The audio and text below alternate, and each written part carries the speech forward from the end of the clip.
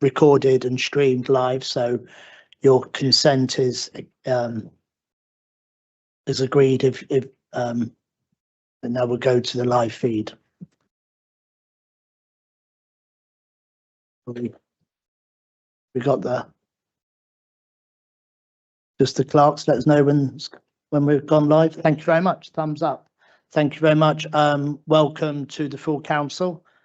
My name is Anthony Kelly, Mayor, 21st of October. If anybody looks back, they can see the times and dates. I'd just like to start off this meeting by thanking somebody that has been bearing the mace and attending to the Mayor for 25 years. Ayaz Majothi is, I was going to use the word celebrate, but marking 25 years of service at Ealing Council. So round of applause. Thank you.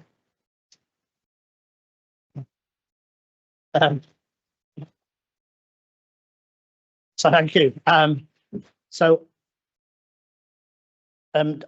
Apologies for absence. I have apologies from Councillor Mohan and Councillor Gordon, and I believe Councillor Midder will be joining us online, and Councillor Alexander. They're the apologies I have.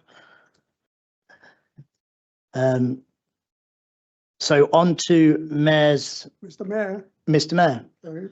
Councillor Padder. Apologies from Councillor Sahota. She's in India. Okay, thank you. So on to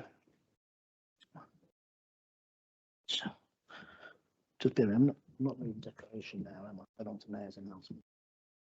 To you. No, I'll do it afterwards. Yeah. So there is an item, declarations of interest. We will cover that when the substantive item comes. So I'm going to say declarations of interest, but we'll cover that when we come to the motion. Yeah, fine. Thank you. Yeah, Mayor's announcements. So I've got 2 pages here because it's been 3 months. So Ray's going to have to suck it all up, I'm afraid. Thank you. So shortly after the last council meeting, I was at St Joseph's School and my primary school, and I was welcomed there. Visits to MenCap, places I've worked, who very encouraged that I'm Mayor.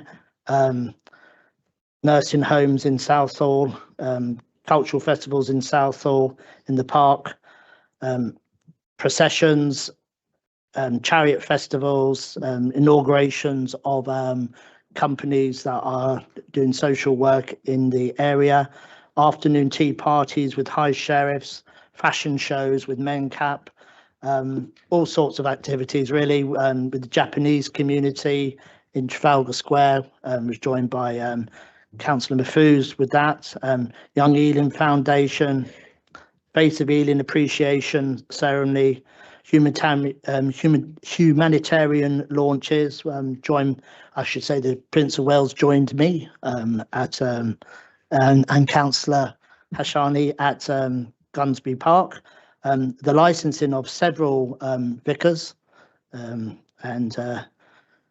it's wonderful to welcome ministers of faith, cultivated Ealing. So a very, very busy summer. Over the weekend, I was at Westminster Abbey, London Mayors Association procession. So processing in one's robes down Westminster Abbey doesn't sort of get more, it doesn't get sort of higher than that, I suppose, as Mayor. I'd like to thank Councillor Mohammed for deputising on several occasions in West Ealing at the opening of a social enterprise in Southall Broadway, as Muslim Festival, and several other things. Thank you very much. So I will just mention that we have a quiz night coming up. at the Plough. It's the normal thing, sort of we tag on to their normal quiz night, and that's on the 28th of October. So that is my last 2 or 3 months, and the next week's ahead of us. So that's I'd now like to just make a few comments on people that we've lost. Jazbir, Councillor Anand, mother's passed, Jaswant Kaur. You did speak to me about her, and I was sort of remarkable how independent she was up until her final days. So thank you. We were celebrating Black History Month, and we will be coming up to Remembrance Sunday, and several observations. Also, we're going to mark the great sadness that we announced the passing of former councillor and Mayor of Ealing, Honor Graham, who was known as Joyce. She passed away at 102 years of age, and she'll be greatly missed by her children, grandchildren, and great-grandchildren, as you imagine at that age. She had a lot of generations. So I would ask Councillor Johnson if she would like to make a few words. Say a few words, thank you. Mr. Mayor, I knew Joyce when I first came on the council, and she was always so well dressed, always beautiful white hair that was always completely styled, and that was the sort of person she was. She really cared about young people, children and the elderly, and she was the second chair of the Under Fives subcommittee after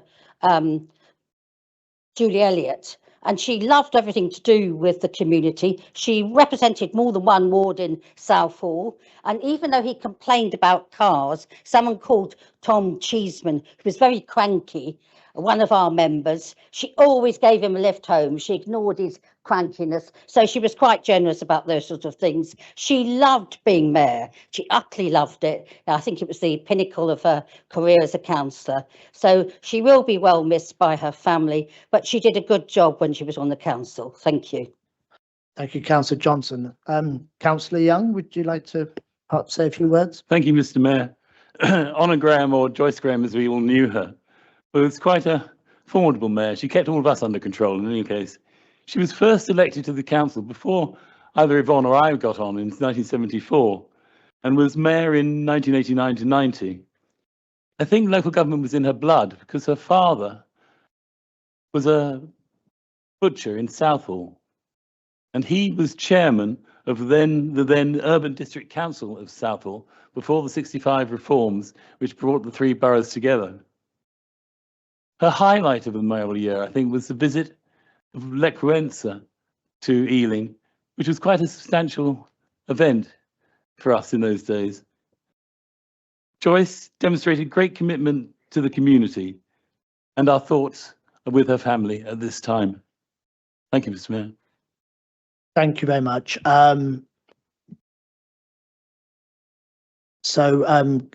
If we just like to sort of ask people to stand if they're able, we'll mark a minute's silence for those that we have lost in recent months. Councillor Ann's mother and former Councillor Graham. Thank you.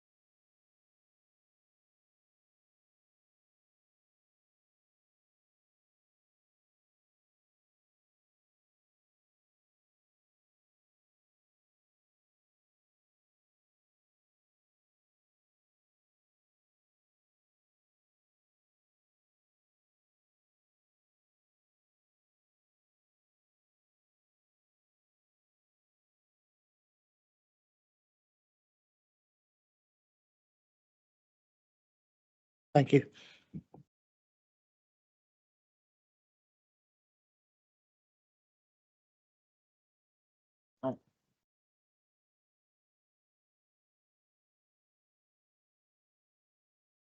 Okay. So, declarations of interest. Before I ask members for declarations of interest, I just want to make sure that the council notes that tonight that we do have a motions that relate to members who are landlords. While this is not disclosable pecuniary interest, and so that the members may remain in the room, participate in the debate and vote, and in the interests of transparency, I'm going to read out all the members who have declared that they are a landlord. So the list of councillors that I have been given are councillors M. Ahmed, S. Ahmed, J. Anand, P. Anand, Baklini, Baines, Driscoll, Hamidi, Hurst, Jammu, Khan, Kohli, J. Martin, Mahfouz, Manro, Oxley, Shaw, Tighe and Young.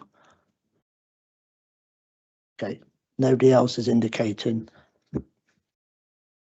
And Councillor Mohammed. So that clears that. We don't need any declarations of interest from tenants or anybody renting. It's just that matter.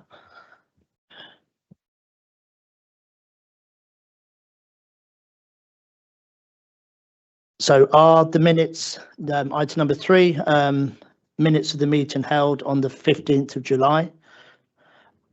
Are the minutes agreed as correct? Thank you. Mayor's announcements I've done, so I've done that bit prematurely. Is agreed that I had a good time over the last 3 months. Thank you. Sorry, Councillor Hamidi has just sort of prompted me. I'd like to thank her very much for all her work, in particular with the quiz night we had at Greenford Tennis Club. People discovered where the tennis club was after 50 years of knowing the area, but it was a very good night, and everybody knows everything about 1973 and the name Anthony. So thank you. That is the mayor's announcements completed now in full. Appointments to committees. Mr. Mayor, point of order. Can I ask? Which point of order? 21. Thank you. Yeah. Can I ask under what power we are appointing members who are not councillors to the committees? Okay. Would a member of the group like to respond?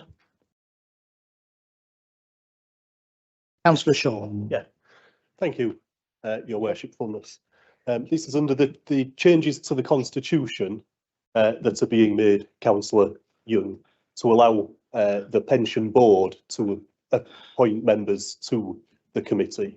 The Pension Board, as you know, sits independently and looks after the welfare of people who've retired and the pension pots of the employees who've worked hard for the council.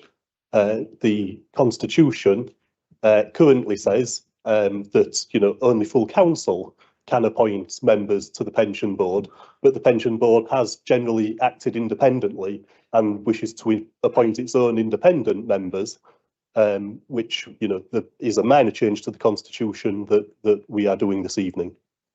May I come back on that, Mr. Mayor? Yes, sir. First of all, the constitutional changes have not yet been agreed. And secondly, we are appointing non-councillors to the Pension Board, which we don't appear to have the power to do. On a point of order, Mr. Mayor, if it's beneficial to the opposition, we can move a procedural motion to reorder the agenda in order for us to take the constitutional amendment first, if we so wish, and then we can take the appointment to outside bodies. I'm sure the monitoring officer would give a view on whether or not the council is permitted under legislation to appoint non-councillors to the bodies of the council. My view, of course, would be that we already do in the context of scrutiny and many other boards, but perhaps we can get a legal clarification. Yeah, I've been, a proposal now, if you'd like to, it's been, I've taken advice. If somebody would like to propose to take item number 8, Yep. you may do proposed. so. Seconded. Okay, so we're going to move to, well, I'm going to pull out now. So I'm going to call on Councillor Shaw to move item number 8, changes to the constitution. Moved as described. Yeah, that's, Can I ask, Mr Mayor? yeah, Is one there- one moment, please, Councillor Young. One moment, please, Councillor Young. I'm moving a motion here. Seconded, What- Mr Mayor. It's been seconded. Is it agreed? Agreed. Okay, so that is item number 8. And I'm going to now move back to item number 5. Are the appointments to the committee moved? Are they moved? Moved. Yeah, and do I have a seconder? Seconded. Okay. Are they agreed? Okay. Do I have any questions from any other members before we move on? The question was, is there any limit to the number of people can be co-opted onto the pension board, Mr Mayor? Okay, if I can take that as a, so it's been agreed. Do you have that information to hand, Councillor Shaw? Not to hand, but I Okay. think this can be taken elsewhere. I know that Councillor Young also had a reply to these queries previously from officers. Okay, fine. So no, we don't have that information currently, but it will be furnished to you. Thank you, Councillor Young.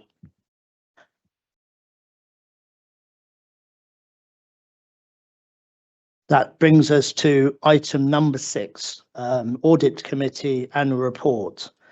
Is the report noted? It's noted. Thank you. The Audit Committee Annual Report is noted. So that's item number 7, the Treasury Management Outturn Update 2024 to 25. Is the update moved? I move that update, Thank you, Mayor. Councillor Donnelly. Is that agreed? Agreed. Thank you. Item number 8 has been dealt with.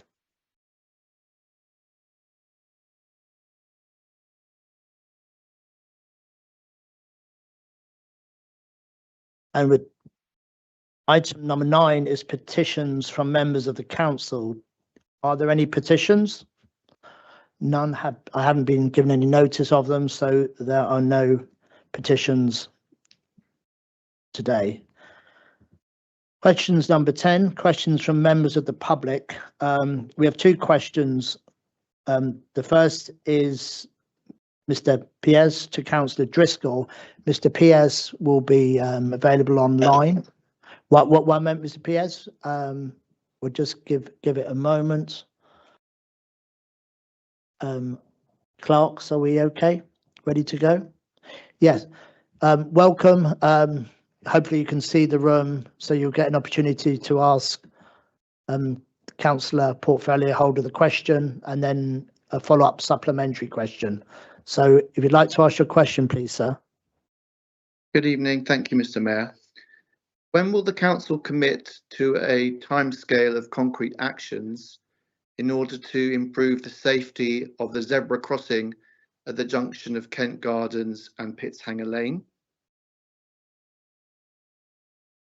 Councillor Driscoll. Thank you, Mr. Pressy, for your question. I welcome the active interest of residents in road safety issues in their local area and welcome the initiatives such as community speed watch events to address driving speeds and to promote road safety awareness. Following local concerns about visibility at the Scotch Common roundabout, the council's highway service has reviewed the lighting, safety and visibility standards for the junction and its approaches. Whilst there have been no recorded collisions at this location, we recognise that the perception of safety is important and that good lighting plays a vital part in building driver confidence and pedestrian confidence, especially at night and in poor weather conditions. The roundabout was illuminated as part of the borough's-wide street LED upgrade programme, which commenced in 2005. And as part of our continuous review, we have identified a need for bringing this location in line with current standards. We will be upgrading the luminaries and improving uniformity of lighting. We will also replace the Belisha beacons with modern LED units, which are both clearer for drivers and pedestrians. The equipment required for the updates has been ordered, although some components have a lead time of around about 3 months. So the visible work will follow shortly thereafter. I'm aware that the views of Belisha beacons and the crossing might be obscured by nearby tree growth. Pruning as an issue at this location is being underway, both of council and privately managed trees, with officers liaising with adjacent property owners to address trees that are affecting sightlines throughout the junction. We will continue to monitor safety at Scotch Corner after the improvements are completed to ensure the measures are effective and meet local expectations. Overall, this is a proactive piece of work to reassure residents, improve visibility and ensure compliance with modern lighting standards while continuing to deliver good value and a safe road network. Thank you. Thank you, Councillor Driscoll. Mr. Piers, do you have a supplementary question, sir? Thank you, Mr. Mayor, and thank you, Councillor Driscoll, for the response. My supplementary question was, I would be grateful if Councillor Driscoll could just outline the process of applying for the Your Town, Your Voice scheme in order to fund any supplementary works. Thank you. Okay. Thank you for the question. That falls outside of my portfolio, although I do understand that many of the town teams are taking applications before Christmas and some are in the spring. My colleague, Councillor Hashini, will be doing I've got a question on that shortly, but there is also the Do Something Good website, which will have details of each town's with the deadlines for applications, and I would genuinely encourage applications to be submitted. Thank you. Thank you very much. Thank you very much, Mr. Pierce. If you continue to observe, Councillor Hashani may cover some of that later on. So thank you very much for your question. Mr. O'Regan. Sort of identical formats, but you're in person, sir. Thank you. Thank you, Mr. Mayor, members of the council. I and other local residents have witnessed and experienced how dangerous the zebra crossing is on Castlebar near the intersection with Montpellier Avenue. Can the Cabinet member commit to investigating the safety issues at this junction and consider making improvements given the evident and significant public risk posed? Councillor Driscoll, please. Thank you, Mr. Regan. Thank you for bringing this to our attention, and we welcome this kind of feedback from local residents. The experience outlined by you and your family members is concerning to hear about, and is totally understandable, and how that this would be a distressing experience and incident. The zebra crossing has been in place for over 15 years, with changes made when the shared cycle lane was introduced in 2015. Since the introduction and amendments to the zebra crossing, we are not aware of major concerns having been raised by users about safety of the crossing. However, I'll ensure that Highways team investigate this issue. Once the necessary assessments are complete, we will advise on any appropriate interventions if required, and will outline how they will proceed. We remain committed to responding to road safety issues and ensuring that any required action is taken to improve road safety. Thank you. Thank you, Councillor. And would you care to ask another question supplementary, sir? Thank you, Mr. Mayor. I would.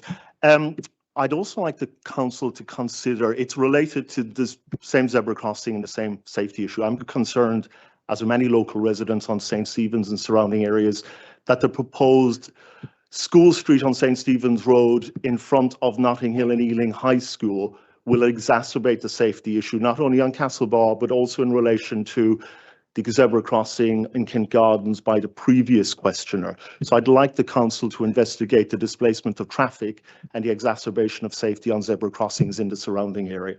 Councillor. Thank you. We have a strong track record with introducing school streets across the borough for many years now.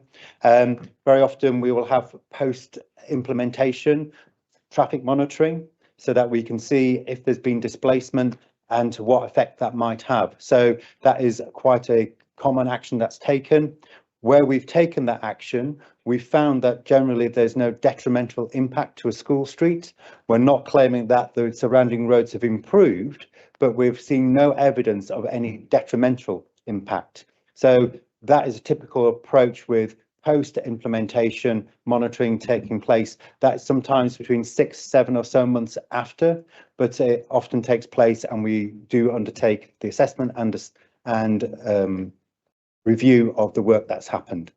Hope that's reassuring. Thank you, Councillor. I'll let you know in due course. Thank you very much, Mr. O'Regan. Thank you, Mr. Mayor. Thank you. So I make it 7:28. Good time. Could have taken more time on mayor's announcements, but there we are.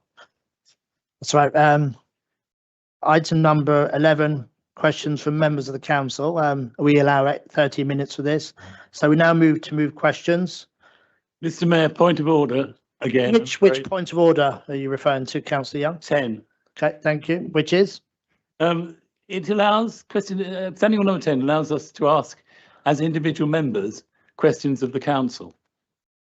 Questions 4 to 7 appear to not be put in by individual members of the council, but by the Labour group as a whole. How are they allowed to be put forward? Oh, I think that is a question.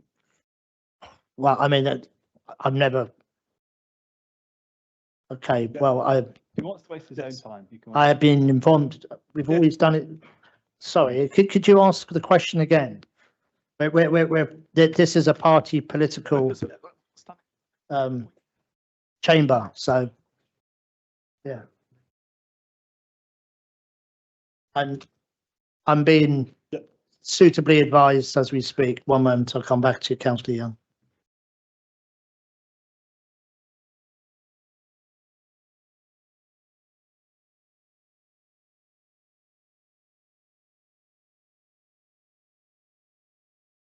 Yeah,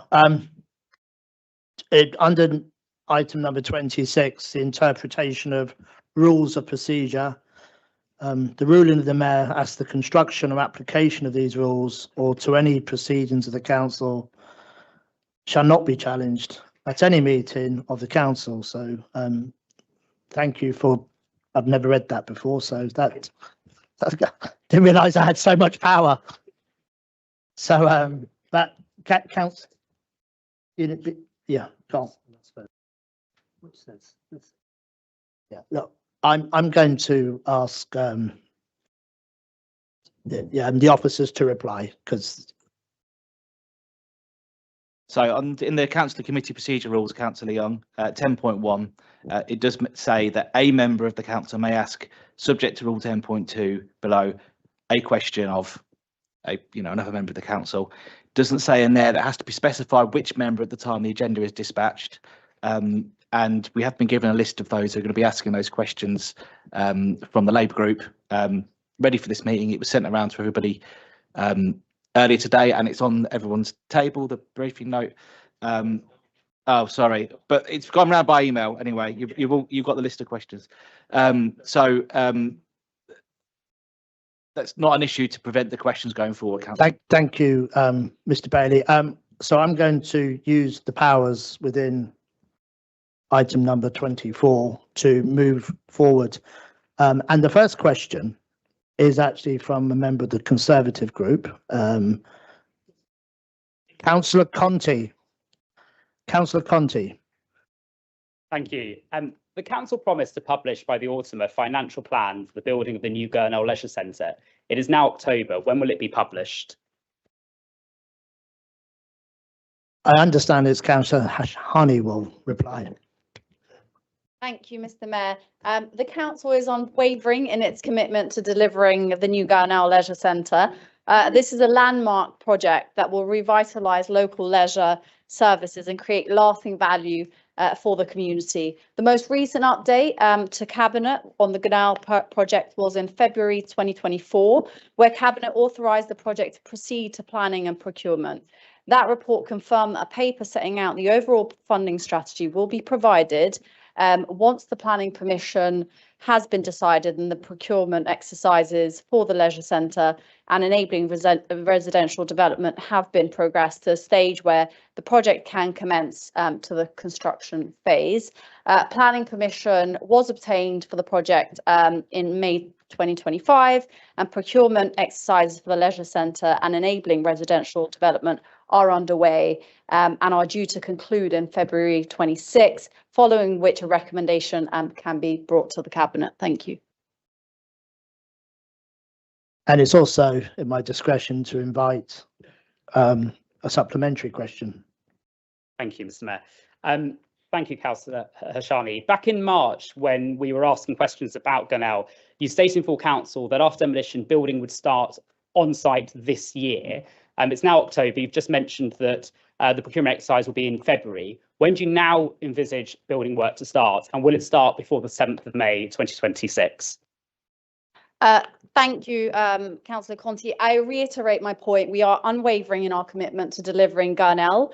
And as I said, planning permission was granted earlier this year. The procurement exercise is underway, and so is the enabling residential development exercise as well. And when those are due to conclude in February 26, we will bring forward to Cabinet the financial strategy and our further plans. Thank you. Thank you, Councillor Hashani. Councillor Malcolm. Thank you, Mr. Mayor. Can the portfolio holder advise whether he has changed his opinion after the recent government position, and will he state that the London Borough of Ealing will be trialling EV charging gullies to enable electric car users to have access to cheaper electricity to charge their cars? Thank you, Councillor Malcolm. The council is developing a curbside strategy to support the borough's transition to electric vehicles in a way that works for everyone. So as part of this work, we're exploring a range of charging options and what might fit alongside the uses of pavement and the curb. It's essential that any infrastructure introduced supports safe and accessible streets for all residents, particularly older people and those with mobility challenges and individuals with visual impairments. We're also considering the financial implications for residents. Some solutions like gullies involve higher upfront costs, may only become cost effective over time compared to alternatives such as lamp column charging. Our priority is to develop a strategy that reflects the needs of our communities. We will be engaging with residents next summer to help shape this approach. In the meantime, we are learning from the trials in other areas and reviewing how best to manage issues such as cross pavement charging, and we're focusing on charging options that are available to the widest possible section of the public. Councillor Malcolm, would you like to supplement question? Thank you, Mr. Mayor. I thank the portfolio holder for his answer. Given many families want to do the right thing environmentally and there is a cost of living crisis at the moment, are you happy that the council approved private charging networks are massively more expensive than charging at home? Given what you just said there, can I ask, with the deadline, 31st of October, will you apply to the government to get the free money that essentially is available for the electric vehicle pavement channels grant?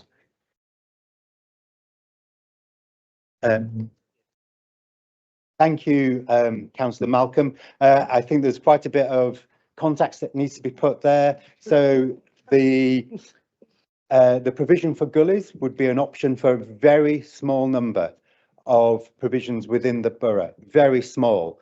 Some boroughs are doing trials with perhaps 22, maybe 30 across the whole borough.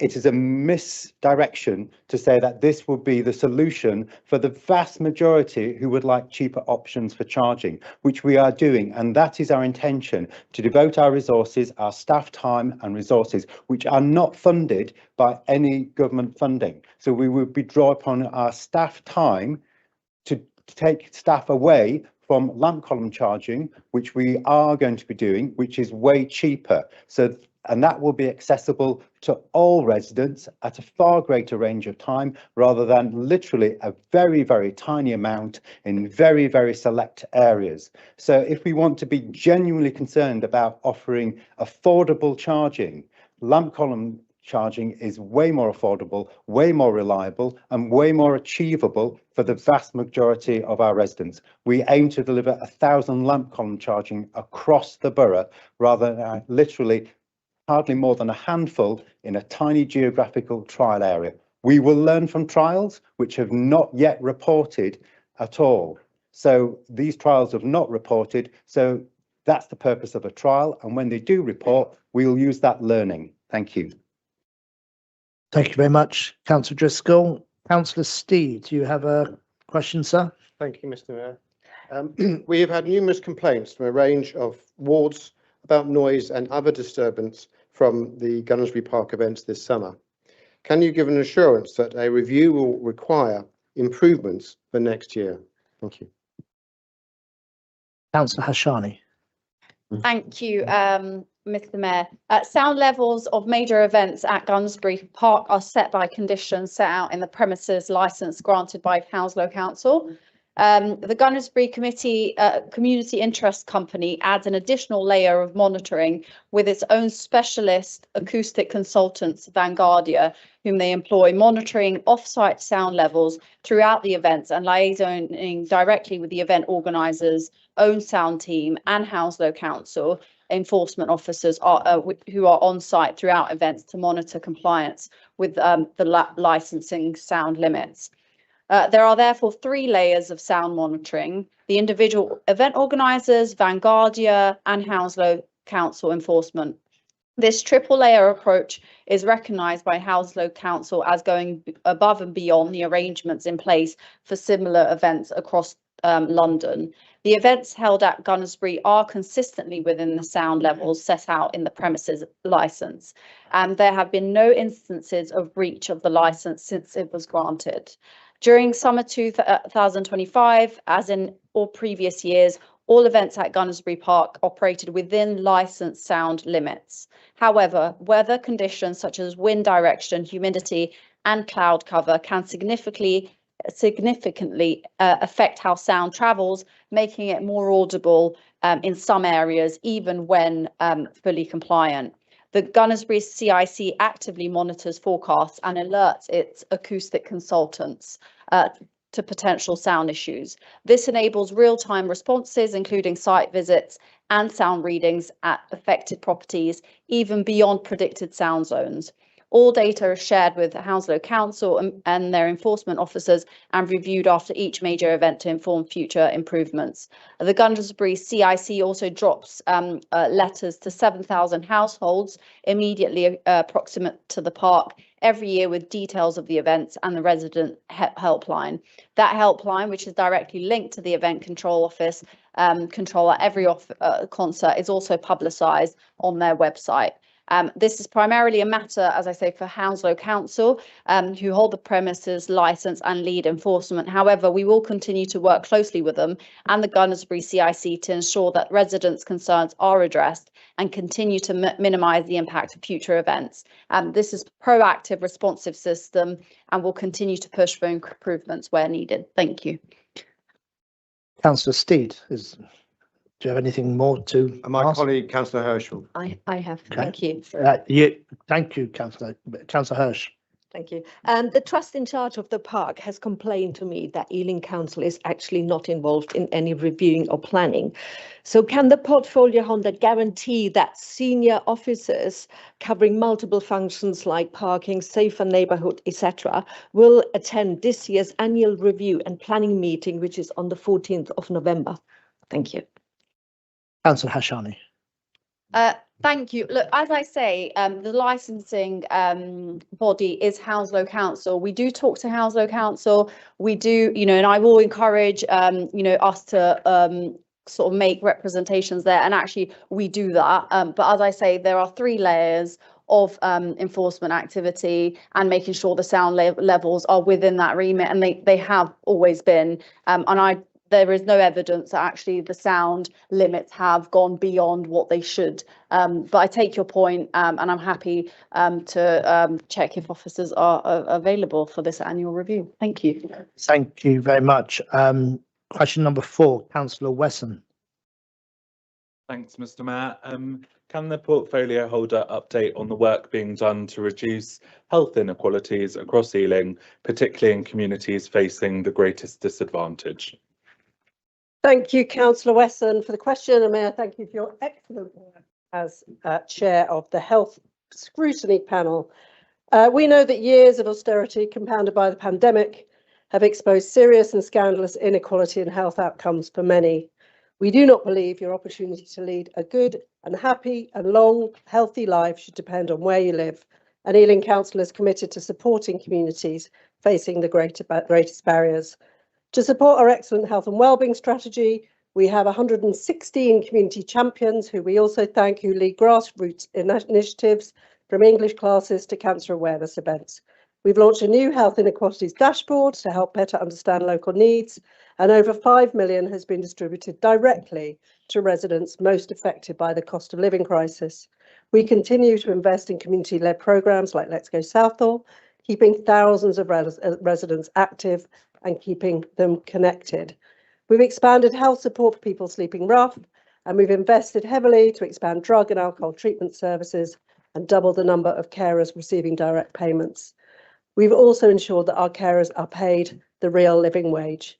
And as chair of the Ealing Health and Wellbeing Board, I am committed to working with our NHS partners to deliver on the NHS 10-year plan, driving innovation, keeping people out of hospital, and preventing us getting unwell in the first place. So we've made progress. We know there's more to do, and we remain absolutely committed to going further, faster, to tackle health inequalities and build a fairer, healthier Ealing for all. Thank you, Councillor. Councillor Cordair, I understand you have a supplementary question.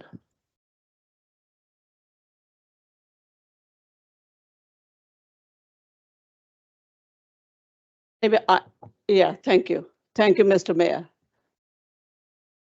How are residents being involved in shaping the services and strategies aimed at tackling health inequalities? Thank you so much for the excellent question, Councillor. We're not just delivering services, we're co-designing them with our residents. We do that because we know that services designed by and with people mean that their voices and experiences are embedded, making for far more effective, inclusive and responsive services. Ealing Council's partnership boards, for example, bring together residents, health professionals, council officers and the voluntary sector to tackle issues that matter most to our communities. Each board is co-chaired by a resident with lived experience, and members set the agenda themselves. Additionally, when we develop new health interventions, we develop them hand in hand with residents. For example, the new Falls Prevention Programme, based on real life insights, this means the programme is more accessible and more relevant to those most at risk. The Ealing Roots and Wings programme is building leadership from Black communities, and their findings are now being integrated into borough-wide work, helping to embed their leadership into future decision making. And these are not one-off engagements, they're part of a growing culture of co-production across Ealing, because we know that working alongside our residents, we're delivering better outcomes, building trust, and ensuring our services reflect the diversity and strength of our communities. Thank you very much, Mr. Mayor. Thank you very much. Question number 5, Councillor Raza. Thank you, Mr. Mayor. Could the portfolio holder provide an update on the Your Voice, Your Town scheme? Thank you. Councillor Hashani. Thank you, Mr. Mayor, and thank you, Councillor Raza. Over the last 6 months, each of the 7 towns have established the Your Voice, Your Town town team, made up of residents, community and faith organisations, businesses and appointed councillors. The teams have each agreed ways of working and meeting regularly at least once a month since then. The town teams have initially been focused on developing their community-led grant funds, which all seek to address the key local priority that was selected by residents through the Your Voice, Your Town development process. The town teams have been supported to develop their ideas and design their funds in ways that suit local needs and opportunities. Acton, Greenford, Hanwell, Northolt and Perivale town teams have now launched their funds with a total of £240,000 available. Ealing will launch in November with a further £120,000 fund to fund community-led initiatives, and the Southall town team are finalising their plans to allocate a further £120,000. This is a very exciting time and means that community-powered projects will be awarded funding and delivering in each of our towns from January 2026. All of this information is now available on the Do Something Good website, where each town team has led the development of website pages, application forms and supporting information. I'd like to thank all the members of the town teams for their fantastic efforts. I was at the Hanwell Community Fund launch on Saturday, and I had a chance to speak to some of the people involved, and they were so excited about the possibilities of the Community Fund. So I'm very much looking forward to hearing more about the brilliant ideas and projects that emerge and seeing community power change in action in Ealing. Thank you. Councillor Anand, you have a supplementary question? Thank you, Mr. Mayor, and may I just wish everybody a happy Diwali who's celebrating. My question to the portfolio holder, could you please clarify how the funding will be allocated and how communities can be supported to access this? Thank you. Councillor Hashani. Thank you, Mr. Mayor. So each town team has developed its own approach to awarding funding, and that's guided by a shared set of principles that each town team has worked on over the last sort of few months. 6 of the 7 towns are running open application processes and actively welcoming submissions from local groups and individuals. Each town team establish and communicate a fund eligibility, purpose, criteria and conditions, and these are communicated publicly alongside the application on the individual town teams on the Do Something Good website, which has now been updated and all the information is there.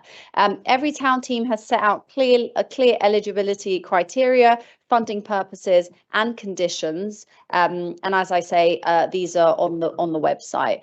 5 of the town teams will assess applications against published criteria, with larger grant applications invited to meet with the team to discuss the proposal.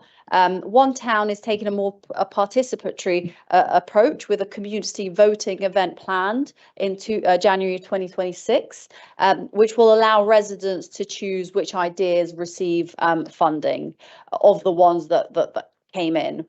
So while town teams make recommendations, the final, sign off of the funding decisions rests with the council officers, because we, to carry out the necessary checks and put grant agreements in place with the awarded grants.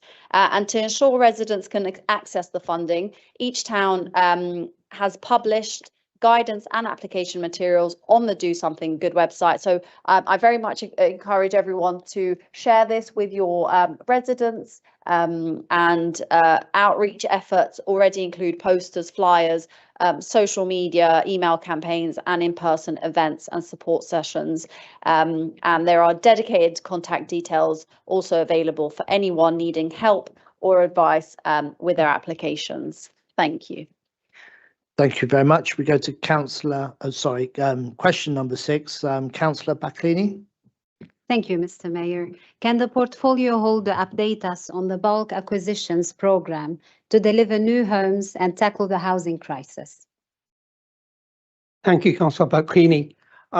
Since the Liz Truss did an absolute disaster of a budget, The construction industry across the UK has experienced a major downturn, with the house building sector particularly badly affected. As a result, some house builders have responded to a falling market demand with a willingness to sell new market sale homes to affordable housing providers like us. This presents the council with a unique opportunity to buy market sale homes utilising the Affordable Housing Programme grants and convert them to additional affordable homes for our residents. And that's exactly what we've been doing. We've been proactively seeking opportunities on the open market and have considered dozens of opportunities. In May, we purchased 180 private sale homes at the Green Quarter, all for social rent and London living rent. At Acton Gardens in September, we purchased 110 homes that had been originally intended to be sold on the open market, which will now be let to local families on our housing waiting list for social rent. And we're in early stages of negotiation on another 6 sites with the potential to add a further 464 homes to our books. This is what combating the housing crisis looks like. By bulk purchasing homes in the current climate and letting them to local people at genuinely affordable rates, we are putting residents first. Good homes, affordable homes are more than just a place to live. They're the foundations for healthy lives, good jobs, better qualifications, and happy families. These homes will help in our mission to foster place and pride in our community, where people can thrive with purpose, showing our commitment to do our bit to tackle the high housing crisis right here in Ealing. Thank you, Councillor Manro. Councillor Dr. Murtaza, I understand you have a supplementary question. Yes, thank you, Mr. Mayor. Thank you for explaining the bulk acquisition program. Can the portfolio holder outlines what work has already been done to secure new housing across the borough and how this work will continue? Thank you. Thank you, Doctor. The Housing Development Team is currently producing its new affordable housing investment plan, building on the success of our 21 to 26 plan. We've completed stage 1 in May, stage 2 started in July, and we're preparing for new bids to the GLA Social and Affordable Home Programme 2026 to 2036. This means we are ahead of the curve on this, and we're now looking at a strong record to inform our future strategy. Despite the national market downturn in recent years, alongside high building costs, Ealing has secured a concrete record of affordable housing delivery to be proud of. Since 2022, we're the second in London for total affordable housing starts. That's thousands of new genuinely affordable homes for our residents. In 25-26 alone, we have accelerated our building pace to high levels, climbing to the top of the London League table for affordable home starts, with almost 5 times more starts than those in second place. That's right, 5 times more starts than the second place borough. This is our record on housing delivery, responding quickly to market changing conditions and showing the impact local councils can have on families looking to start new lives in safe, modern homes. And that's exactly the point I want to make. Councils can take a bold front seat to drive house building and tackle the housing crisis. For direct council-led affordable starts, we're second in the whole of London. That is what a Labour council can do for residents. Second in London for council-led home starts, second in London for total affordable housing starts, and thousands of housing completions. This is a record we're proud of.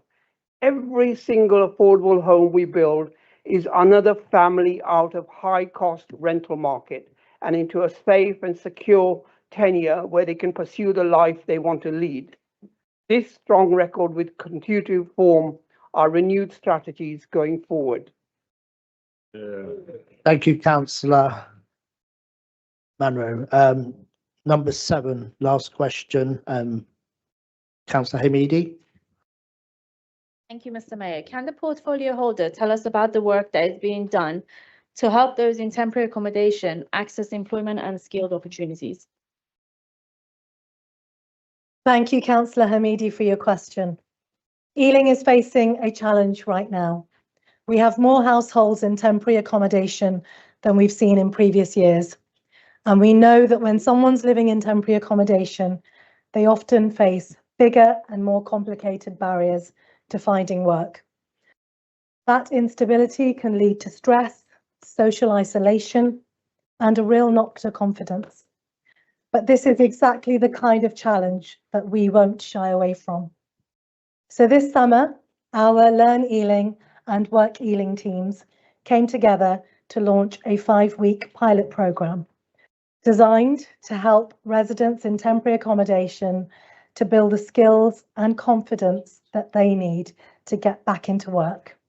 It's funded through the UK Shared Prosperity Fund, and it's all about reducing housing pressures and breaking cycles of disadvantage through employability training, digital skills, and well-being support, all delivered with a trauma-informed approach. One of our learners, a paediatrician who fled conflict in Sudan, came to the UK looking for safety and a new start. And despite everything that they'd been through, threw themselves into the programme with determination, and now with new skills and growing confidence, they're on the path to restarting their career in healthcare.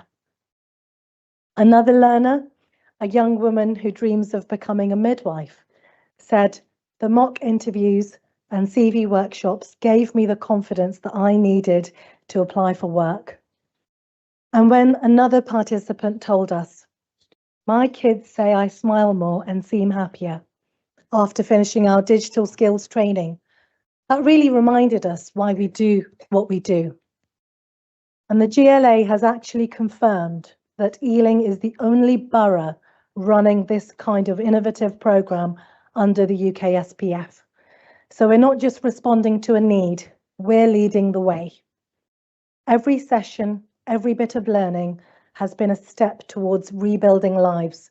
And with every new skill, every boost of confidence, our learners are getting closer to meaningful, lasting employment, because we're not just helping residents in temporary accommodation move their lives forward. We're giving them a reason to feel happier today, hopeful for tomorrow, and confident that they can overcome whatever barriers stand in their way. Thank you, Councillor Lagpal. Councillor Rice, you have a supplementary question? Yes, thank you, Mr. Mayor. Can the portfolio holder tell us about the work being done to ensure all Ealing residents across our 7 towns can access job opportunities? Thank you. Thank you, Councillor Rice, for your supplementary question. I am proud that we have that every resident across Ealing's 7 towns can access good job opportunities, and this is at the very heart of Ealing's jobs and skills strategy. This strategy is about tackling inequality, supporting inclusive growth, and ensuring that residents have decent living incomes. Above all, it's about making sure that no matter what, and no matter where you live in the borough, you have access to employment pathways that work for you. And that's why we've launched a range of programmes to bring career and training opportunities to residents right across Ealing. Our Ealing's 7 Towns Jobs Roadshows is the latest of these, with events in every single town. We're connecting people to opportunities in the creative industries, health and social care, green jobs, tech, STEM, transport and logistics, construction, and retail and hospitality. And alongside this, our new learning zones for skills and training support are now open across the borough, bringing exciting career opportunities right to the doorsteps of our residents. Yes, we are spearheading London Living Wage accreditation. Yes, we are focusing on high growth sectors, creative, green, and life sciences.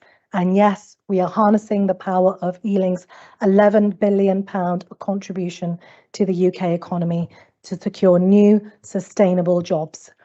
But our strategy is about more than job creation. It's about equitable access, local delivery, community empowerment. It's about connecting people to opportunities. Thank you very much, Councillor Nagpal. Yep, with 30, we're ahead of time now. Thank you very much for that. Item number 12, which is the opposition group motion for debate. I will call on Councillor Gallant to move the opposition motion. Thank you, Mr. Mayor. I'm here tonight to introduce our motion, a direct call for measures to get our high street economy moving. But Mr. Mayor, we're in the middle of a national shakedown of the productive side of our economy, which is having a disastrous effect. Keir Starmer and Rachel Reeves promised growth, this if you remember, as if they could switch growth on and off. Well, in fact, it's flatlined, up a little bit in July, down in August. And once in office, they started talking about a great 22 billion black hole they just hadn't known about because they hadn't had access to the books. And I'm afraid no one ever believed them. Rachel Reeves promised no tax rises on working people, yet on the 30th of October 2024, she delivered some of the harshest rises in recent times, including a 1.2 increase in employers' national insurance contributions, a reduction in the secondary threshold at which employers pay national insurance contributions on each employee's salary from 9,100 down to 5,000 per year, and the business rates relief for retail, hospitality and leisure was cut from 75% to 40%. And the result, Mr. Mayor, an average annual tax increase in excess of £800 per employee. Unemployment increased to 4.8%, its highest rate since May 2021. 128,000 fewer payrolled employees than there were in July 2024. Inflation at 3.8% is now almost double the Bank of England's 2% target. Borrowing has reached 83.8 billion in this financial year. No wonder, Mr. Mayor, that the Chancellor has delayed the budget until the end of November. I guess she's hoping for some kind of pre-Christmas economic miracle. Well, it's no joke when we see the effect of all these bad decisions on the streets of Ealing. There's a beautiful shop in my ward that sells plants. On top of the many commercial challenges that we can't control, the extra business rates they've had to find are potentially crippling. A local beauty shop employing several staff suddenly had to find an extra £1,000 every month. Ealing pubs and restaurants have had no choice but to lay off staff and raise their prices. You've all seen it. Now, small business owners are some of the toughest people I know, despite the fact they're often the last to actually get paid. But they are not indestructible, and if they face ever more taxes and red tape, they will simply wonder whether it's worth carrying on. So, Mr. Mayor, I consider myself a proud centrist. I eschew the hard left and I eschew the hard right.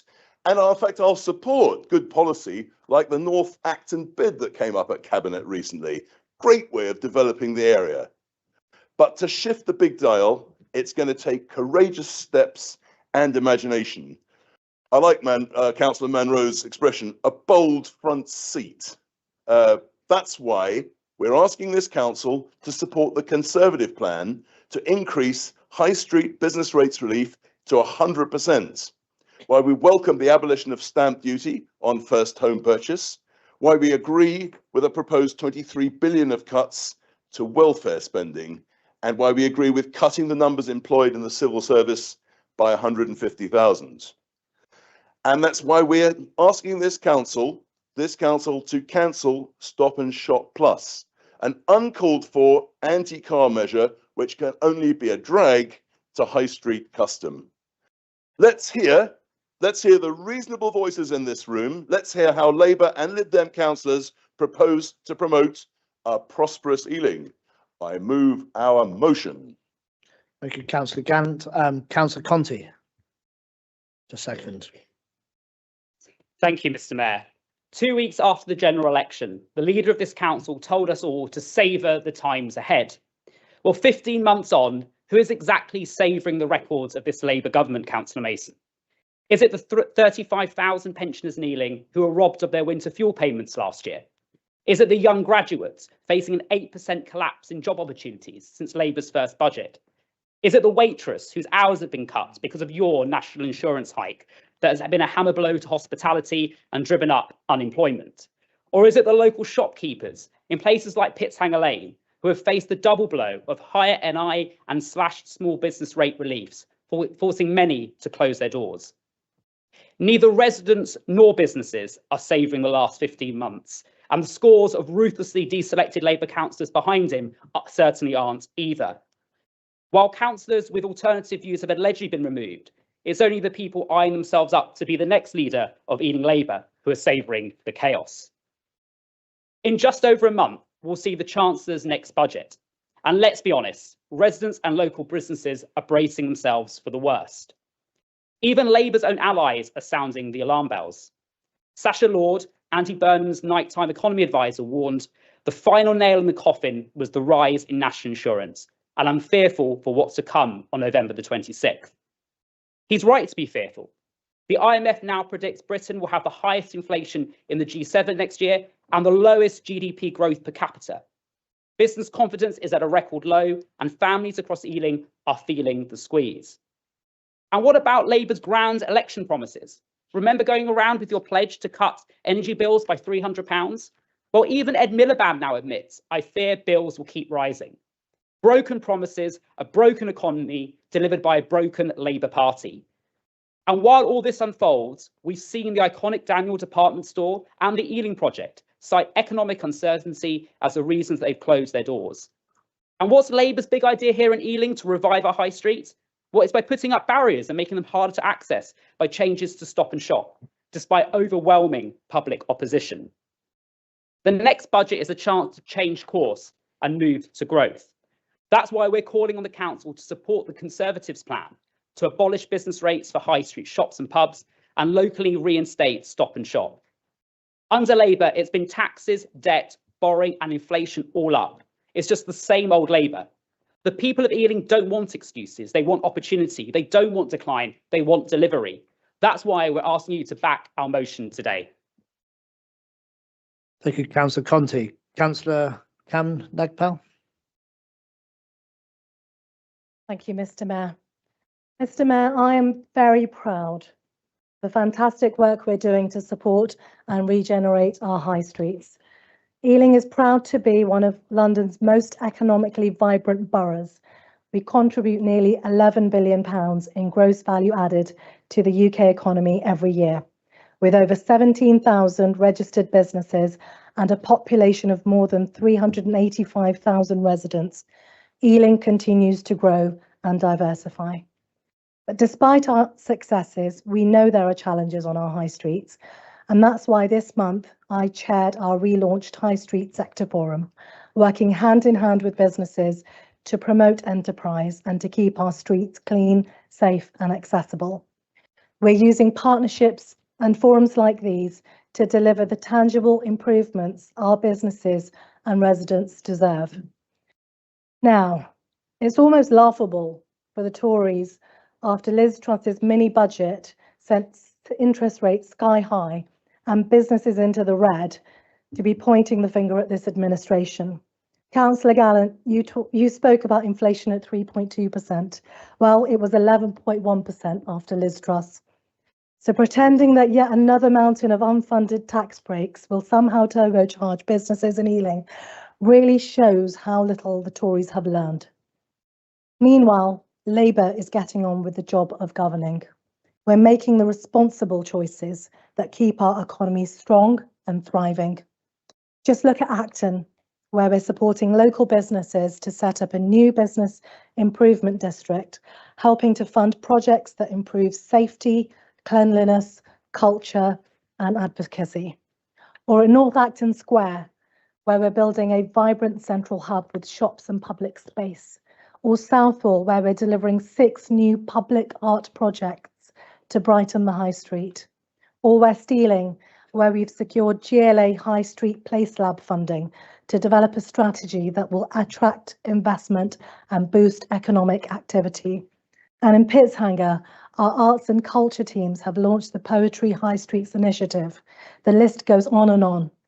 We've listened to businesses. We've delivered on their priorities. And perhaps, Mr. Mayor, the Tories should try doing the same. Thank you, Councillor Nagpal. Councillor Hamidi. Thank you, Mr. Mayor. It is my pleasure to speak on something where the difference a Labour government and a Labour administration makes is so clear. The second opposition may have chosen to talk down Ealing, to talk down our businesses and score political points, but I won't.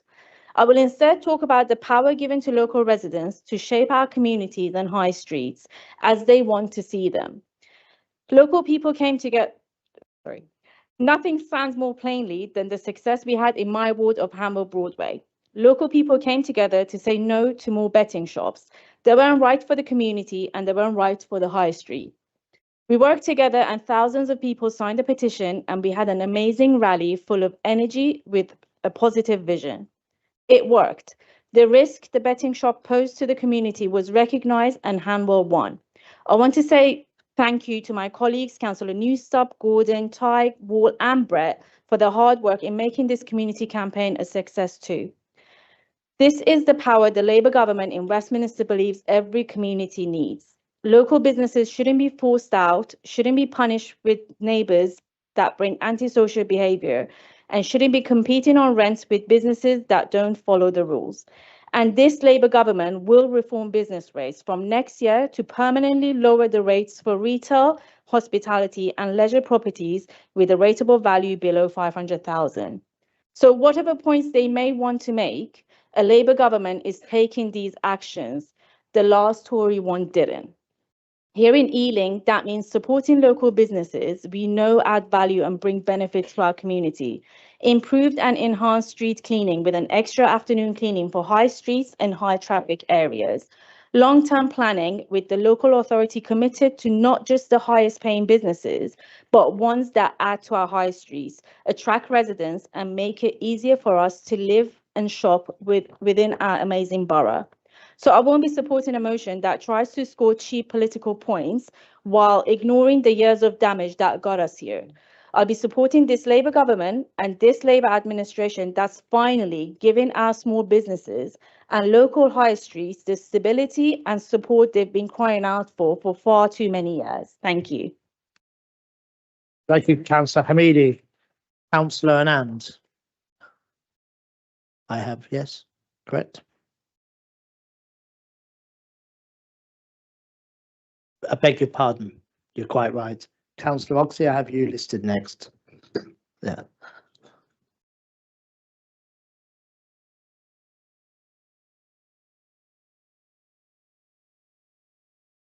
He needs to remind the Chancellor. One moment, Councillor Oxley, would you address me, please? And that way they won't, I promise they won't interfere. Okay, you might add some more time. I promise they won't interfere. All right. You address me.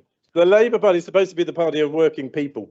Clearly, somebody needs to remind the Chancellor because she just hiked national insurance by £25 billion, piling costs onto small businesses employing labour, particularly low-paid workers. The result is job losses. Unemployment is now the highest since 2021, in 2016 if you exclude COVID. Ealing Labour is also attacking small businesses. Their misguided stop and shop policy is a stealth tax on our high streets, damaging local shopkeepers and depressing turnover. Labour seem to have forgotten their 7 town strategies. A one-size-fits-all approach to parking across the borough is no substitute for the tailored parking arrangements that saw Pitsanger Lane crowned London's finest high street. Reducing the free time for parking in Pitsanger Lane to 30 minutes is simply too little to browse the shops, visit the hairdresser, meet someone for lunch, or use the dance studio. Labour says they want to encourage people to walk, cycle, or take the bus, which is a laudable objective. However, we need to be realistic. The elderly or disabled cannot easily take the bus, let alone walk, wheel or cycle. Making parking more restrictive and expensive will literally drive people to the supermarket where parking is free. The Liberal Democrats would cancel Stop and Shop. If the Conservative motion stuck to parking, I could support it. But it goes further, saying a Conservative government would abolish business rates on shops and pubs without saying how this would be paid for. That's typical of the Tories, who long ago ceased to have any credibility on business and economics. They're the party of Liz Truss, who crashed the economy. This is the party of Boris Johnson, who famously promised, and I quote, the F***K business. Most damagingly of all, the Tories are the Brexit party, who place barriers between the UK and our biggest trading partners. A study by the London School of Economics estimates that after Brexit, exports to the EU by small businesses collapsed by 30%. The Liberal Democrats would scrap business rates, and unlike the Conservatives, we have a plan to replace them with a new, fairer levy that would be paid by the owner of the premises rather than the tenant. The Conservatives should show a little humility and apologise for the damage they've wrought to small businesses. Council should oppose the motion. Thank you, Councillor Oxley. Councillor Anand, thank you. Thank you, Mr. Mayor.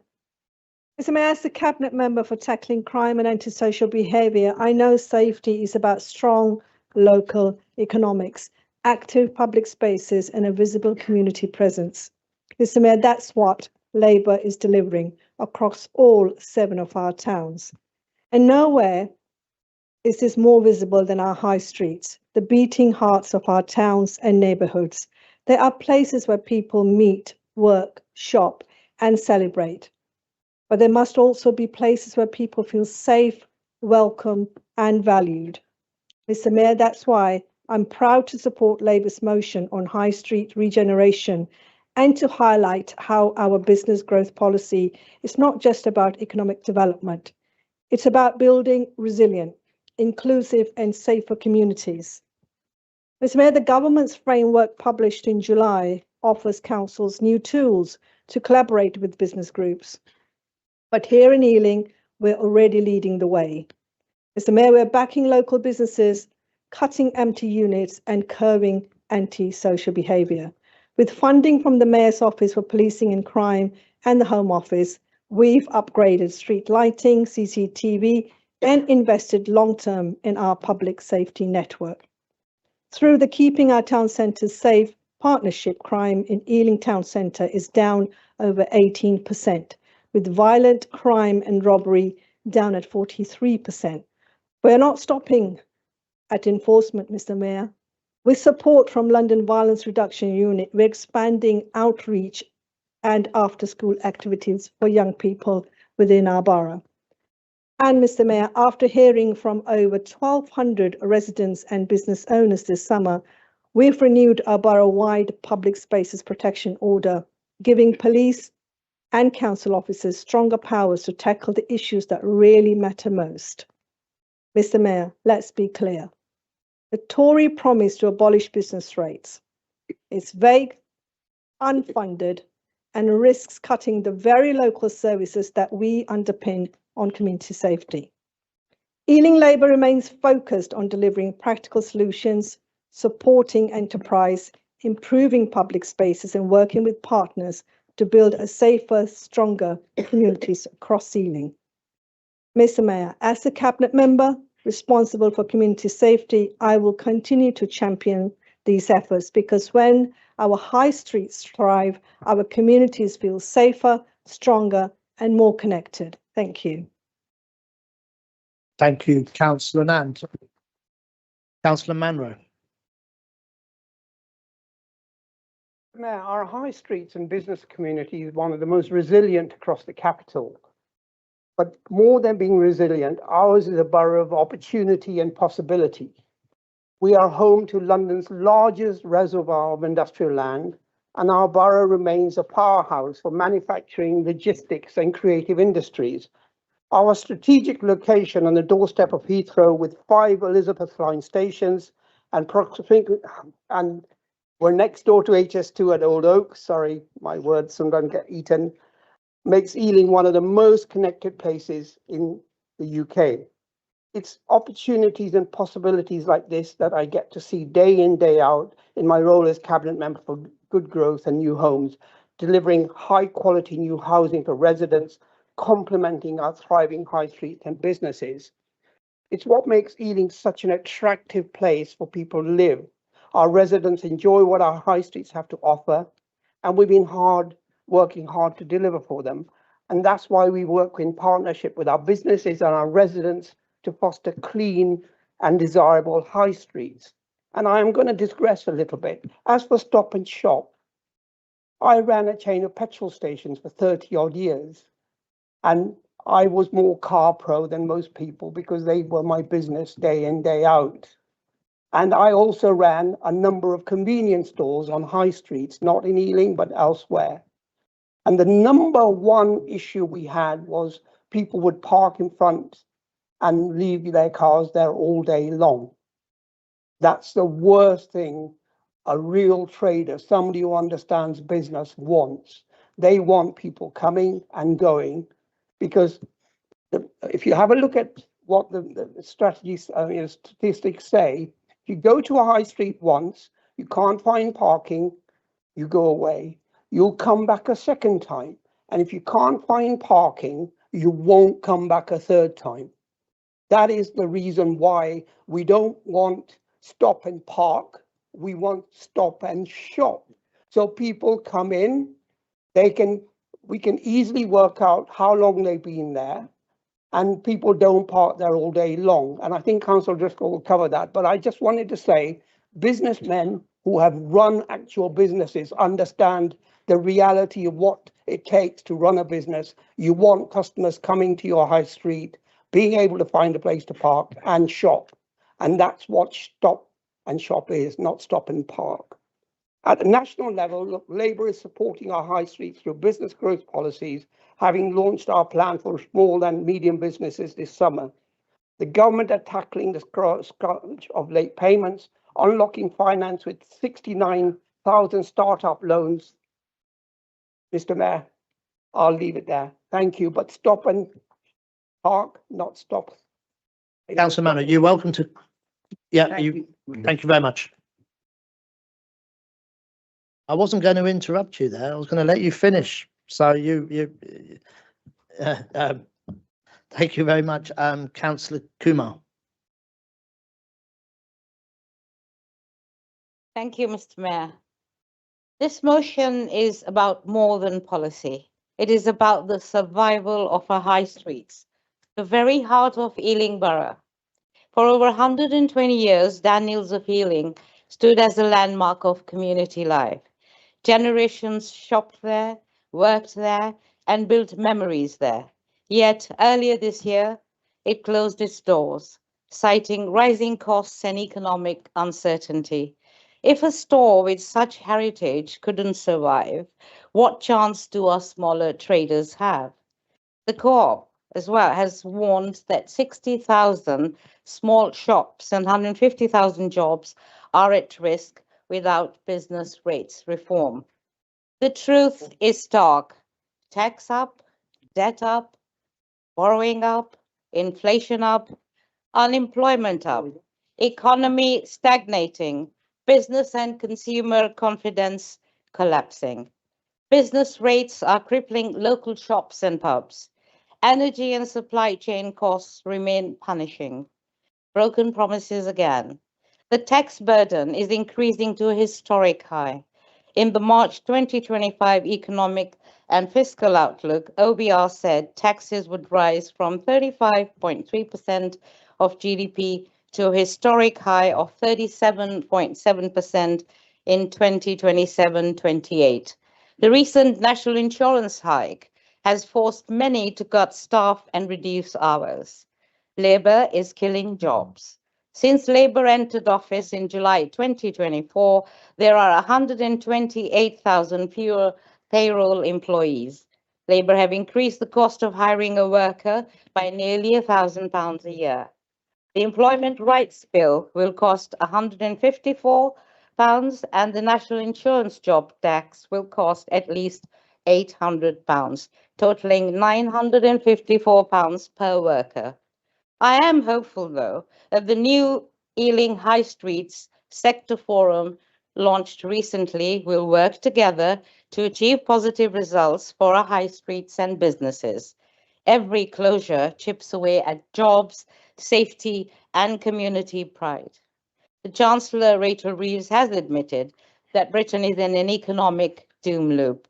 So I ask from our Conservative group as well, we're calling on the leader of this council, Peter Mason, to write directly to the Chancellor of the Exchequer, Rachel Reeves, and the Chief Secretary to the Treasury, James Murray MP, with one clear demand: abolish business rates for high streets, shops and pubs.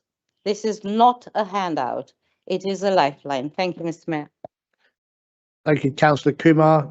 Councillor Kim Nagpal. Thank you, Mr. Mayor. I think I'll start with a bit of honesty. It's easy to criticize decisions from the sidelines, but real leadership means facing hard choices, making the tough decisions, and taking responsibility for them. Yes, national insurance has gone up, but let's be clear about what that means. It means we're contributing a little more to keep the system that supports people in work, in retirement, and in tough times running properly. National insurance funds the state pension, maternity allowance, bereavement benefits, and contributory support for people when they need it most. And when there's a surplus, that money goes directly to services like the NHS, which I think we can all agree has suffered enough from years of Tory underfunding. But to soften the impact and to make sure this increase is only paid by those who can afford it, the employment allowance has more than doubled from 5,000 to 10,500, and the old restriction limiting who could claim it has been scrapped. That's real support, ensuring that employers who need the buffer have it, and that smaller businesses actually benefit from these changes. Now consider if there is a shortfall in the revenue raised. The Treasury fills the gap from general government funds, and that means less money for the NHS, less for infrastructure, less for public services, and of course, less for councils. So how should we fill that gap? By removing Stop and Shop? Because it's better, I suppose, to let one person park all day for free rather than several customers finding a space, actually being able to do their shopping and spend money locally. Now on business rates. From 2026, retail, hospitality and leisure businesses will benefit from a permanently lower multiplier, a fairer system, long-term stability and the confidence small businesses need to plan ahead. Because any small business owner will tell you, myself included, it's uncertainty and the inability to plan financially that damages businesses. What I'd really like to use my time for this evening, Mr. Mayor, is to talk about what we're doing to support businesses. And I realise I've left myself very little time to do this. Labour's business growth policy is delivering on its promise to back enterprise and build stronger local economies. We're reforming licensing to make it easier to open or adapt venues. We're creating nighttime economy zones to boost hospitality and culture. We're investing £3 billion through the British Business Bank, £340 million in regional equity, and offering 69,000 startup loans, each with business mentoring. To most, it's a list of schemes that I've read out, but to small businesses, day to day, these schemes make a priceless difference. More money in their tills, more functionality in their operations, and more money in our local economy. Last sentence, Mr. Mayor. That is what responsible leadership looks like. Pragmatic decisions, smart investments, and real lasting support for business. Thank you. Thank you. Councillor Driscoll, notwithstanding Councillor Manro's speech. Thank you, Mr. Mayor. I mean, it's worth noting here, I think, about the actual composition of the motion, that there's no mention of Stop and Shop in the notes. There's no mention of Stop and Shop in what you believe, but there's a resolution to do something about something that you've not got any belief about. And I think it's been evident in the speeches where the proposers of the motion have spent probably one sentence talking about that, even though they want to do something about it.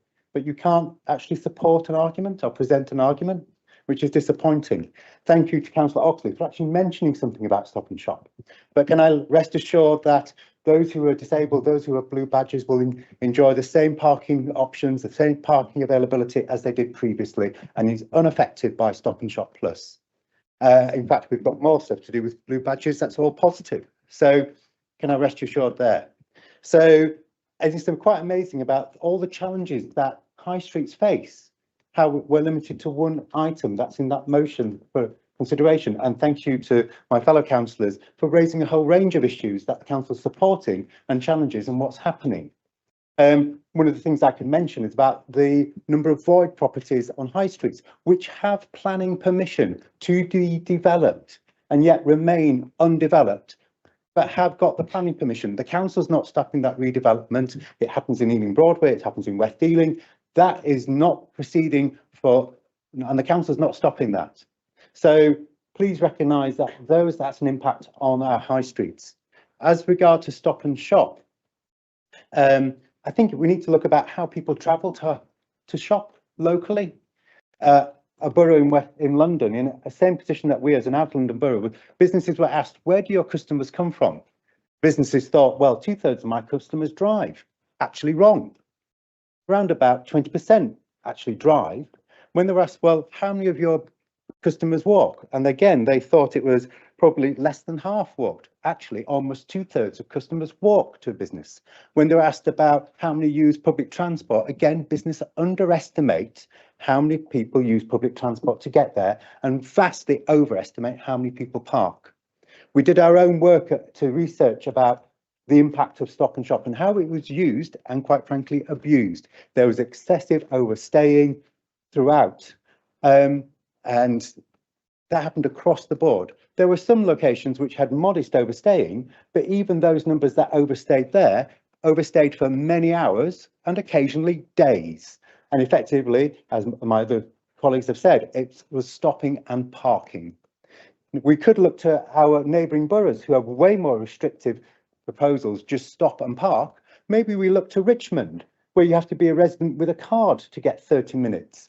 Or a resident with a registration get 30 minutes, and similar in Hounslow.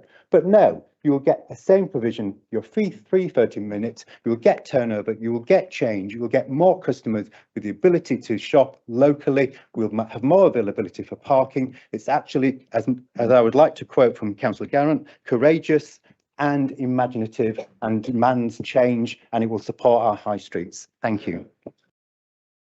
Thank you. Councillor Hirsch. Thank you, Mr. Mayor. It's the economy is stupid. So is there's ever the answer to all our woes, now more than ever. But where is our economy at the moment? In comparison to Europe, we look relatively good with growth forecast of 1.3%, but relatively bad considering per capita population growth at 0.4%. And with a very high inflation forecast of 3.4%. Together with the disastrous effects of Brexit, limiting our free trade with our by far biggest trading partner, things are not looking up. The common assumption is that the increase in national insurance contributions has fueled inflation and likely led to loss of jobs. However, and importantly, it seems that some tax rises will be necessary. What kind of is, of course, a completely different discussion. To keep our wheels of the national and local machinery turning. And we have been forewarned that some of these will be coming in the next weeks. A universal increase of national insurance contributions for businesses without sensible and sensitive exceptions for specific sectors, such as small businesses, hospitality, and the care sector is negligent. Not to exclude care workers, given the fact that this industry is seriously struggling to provide their vital services for us, is a serious error.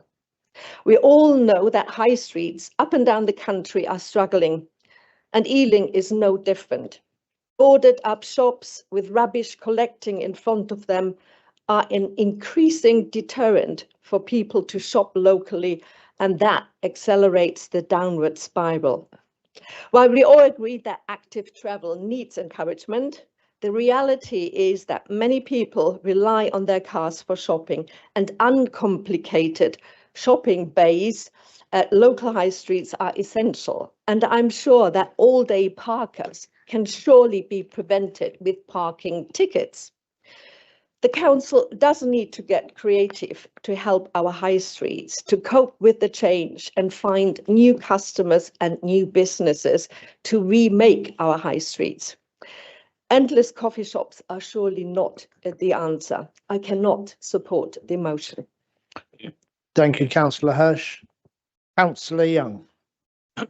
Thank you, Mr. Mayor. Anyone who was in business when national insurance was last increased under Gordon Brown will remember the impact that it had. So government should not be surprised that the lowest paid are the most affected, and often the youngest employers are most affected. It means that fewer of them are employed, and one of the reasons why unemployment has gone up to 4.8%. The impact means that profits will be hit, and that has damaged economic growth. It is anemic, our growth at the moment. And if you add in the effect of the business rates, more than doubling for some businesses in the retail, hospitality and leisure sectors, that is leading to a doom spiral for the high street that we know. When, I ask, will this incompetent Labour government learn that increased taxes and increased borrowing lead to reduced growth? We woke this morning to learn that we had the highest September borrowing in 5 years at £20.2 billion. That is on top of the £100 billion that we borrowed in the first 6 months of this year. Government debt is rapidly approaching 100% of GDP. At some point, Mr. Mayor, that money needs repaying. Well, at the moment, we're already paying more in debt interest than we are for education. There's something wrong there. Mr. Mayor, this incompetent government is failing us, is failing our children, and is failing our grandchildren. I support the motion. Thank you, Councillor Young. Councillor Mason. Yeah, thank you, Mr. Mayor. I wasn't actually going to speak in this debate until I realised that the motion seemed to be a Trojan horse in order for the Tories to fan the dying embers of what is left with the Conservative Party in putting forward a motion that basically speaks to their policy. Councillor Gallant sort of talked about that no one believed the £22 billion black hole. I think the people that he's referring to not believing the £22 billion black hole are himself and Councillor Young, because it's real. And the government has had the worst economic inheritance that any government has inherited, perhaps in the last half a century. And all of the members on this side of the chamber have made it absolutely clear that it is the Labour Party's commitment in the manifesto to replace business rates. And that's why we've got a scale of making sure that we're doubling the small business rate threshold to 10,000, which has removed 865 small businesses from having to pay national insurance contributions altogether. But, Mr. Mayor, as we seem to be using the very straightforward, simple issue of stop and shop bays as a way of talking about all manner of National Party issues, let's talk about what Katie Lamb means when she talks about culturally coherent people. Who does she mean?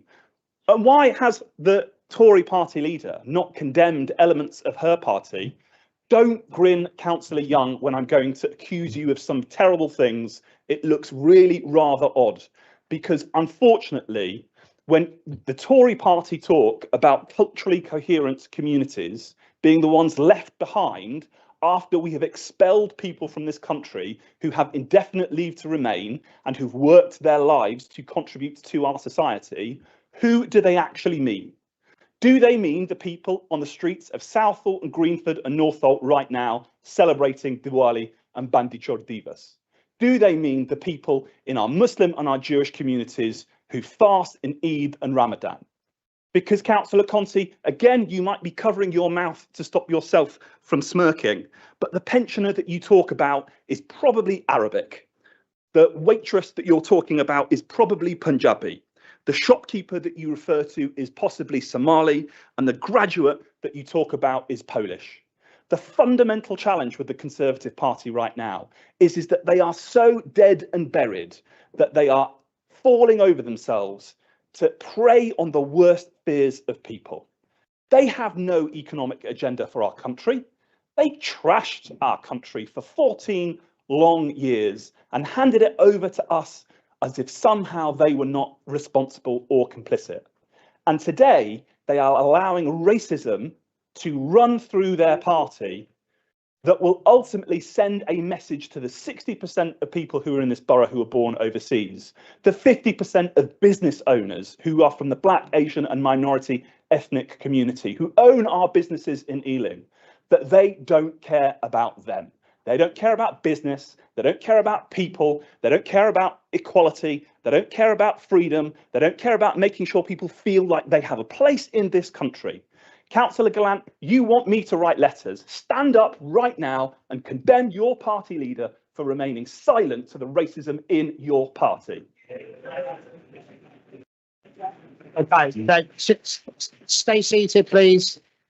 Yeah, thank Mr. you. Mayor, point of personal explanation. Okay, one moment, please. One moment.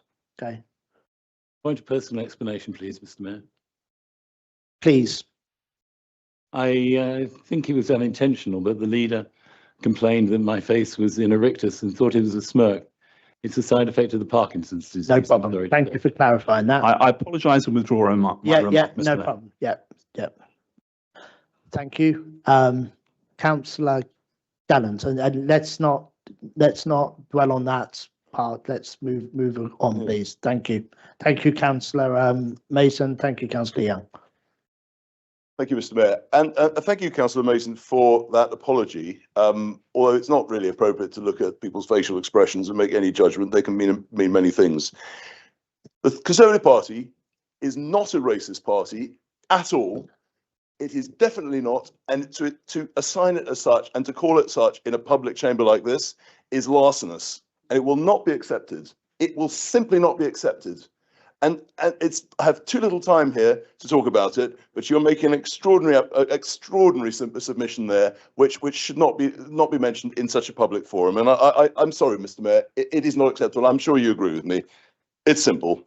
One moment. So, putting that aside, it's a very serious. I will give you. I'll give you another. Let's reset the clock. 3 minutes, please. No, 1 moment, please. Just if you want to go ahead and carry on with your closing the motion. Thank you. Thank you very much, Mr. Mayor. I appreciate it. So I appreciate it. Thank you very much, everyone who's contributed tonight. In fact, from the Labour group as well. As you know, I don't indulge in snobbery or I'm listening very carefully to all the advices put forward. And if Labour has got a serious plan to tackle the problem of business rates, it's a serious plan and it's welcome.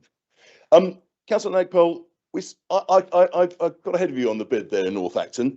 It's good, but the other projects you mentioned are not. It doesn't demonstrate that you're really in the shoes of those small business owners. You really understand what their concerns are, and this was what the motion was about tonight. It was about that, but you didn't talk about any your own business at all. This is what the motion was about tonight. It could be about many things. Councillor Hamidi, cheap political points, and that actually lines up with what Councillor Oxley says about the fact that our proposal to abolish business rates on the high street, it is costed with some very hard choices about cuts to the welfare, and it's also cuts to the civil service as well. It is costed, and you can read it. Now, Councillor Anand, very welcome all the measures in public safety and policing. You talk to the police, please, and you will hear that retail crime is actually not down at all. It's one of the most serious problems facing the borough at the moment. It's something we all have to contribute to, and I'm sure we all will. And this is the kind of area we will absolutely cooperate on. Yes. Councillor Munro, yes, your petrol stations and so on, and this ties up with the Stop and Shop thing, and I don't think I'm going to go on about it a lot. We've talked about it a lot. We've put our views down in the motion about it. Stop and Shop is something that works, and it works rather informally. There are a few people who overstay, but if you go to Pittshanger Lane, like I was there today, and of course I can't, I'm trying to quote every single instance of Stop and Shop in the borough, but I was there today. I asked lots of businesses what they think about it. They don't want this new Stop and Shop Plus because it's a problem for the very people who need to go there by car. I mean, I can go there, I can carry a chicken, and I can carry everything on in a rucksack, but lots of people need their car to get there, and I just don't think you're listening. I just don't think you're listening to those people. I'm so sorry. Mr. Mayor, that's really it from me. We move our motion. We ask the council leader to write to the Chancellor and propose to abolish business rates on the high street. We came up with a good argument today. We put it forward in a very civilised manner. It was responded to in a not a very civilised manner, but we do ask the council leader to do that for us. Thank you very much. Councillor Gallant. Thank you. We will further debate and now we'll go to the vote. Show of hands, all those in favour.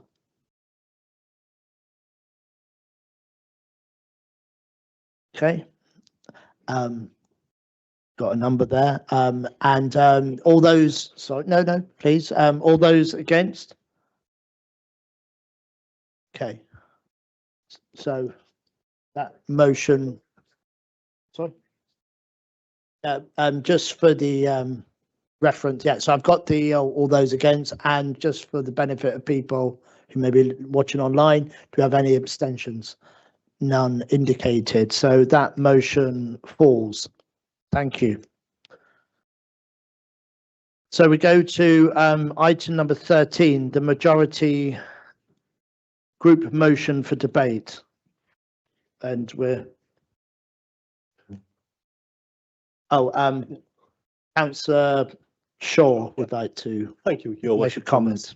Just as a point of clarification for this debate, that Labour members who are landlords will not be participating in the debate at all, and neither will they vote on this motion. So just to make that perfectly clear. Thank you. Thank you, Councillor. Councillor Shaw. So we did go through the declaration of interest from landlords before the start of the meeting. Do you have any other declarations of interest before we go to this motion? No, we do not. So I will now call upon Councillor Brett to move the majority group motion. Thank you. One moment. Councillor Padda. Mr. Mayor, I have properties outside the borough. Do I have to declare? No, you've declared that. Thank you. That doesn't need to declare it, and you can take advice from your whip as to whether you vote. But it has been covered, I understand, by the whip. Yeah, take advice from your whip, please. Not from me. It's not for me to advise.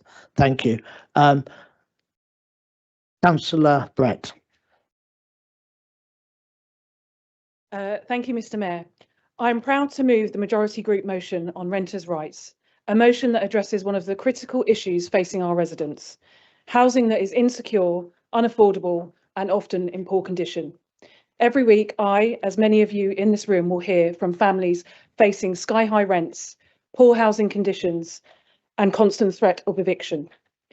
In our borough, where we have 15,000 families who rent privately, these issues are not isolated, but unfortunately a reality for many of them. That is why this Labour government's Renters' Rights Bill marks a significant moment. It delivers on a simple promise: that everyone deserves security, affordability, and dignity in their homes. The bill will abolish the Section 21 no-fault evictions, ending the days when tenants could lose their homes without a valid reason. It will apply the decent home standard to the private sector for the first time, raising the bar on all homes in the sector.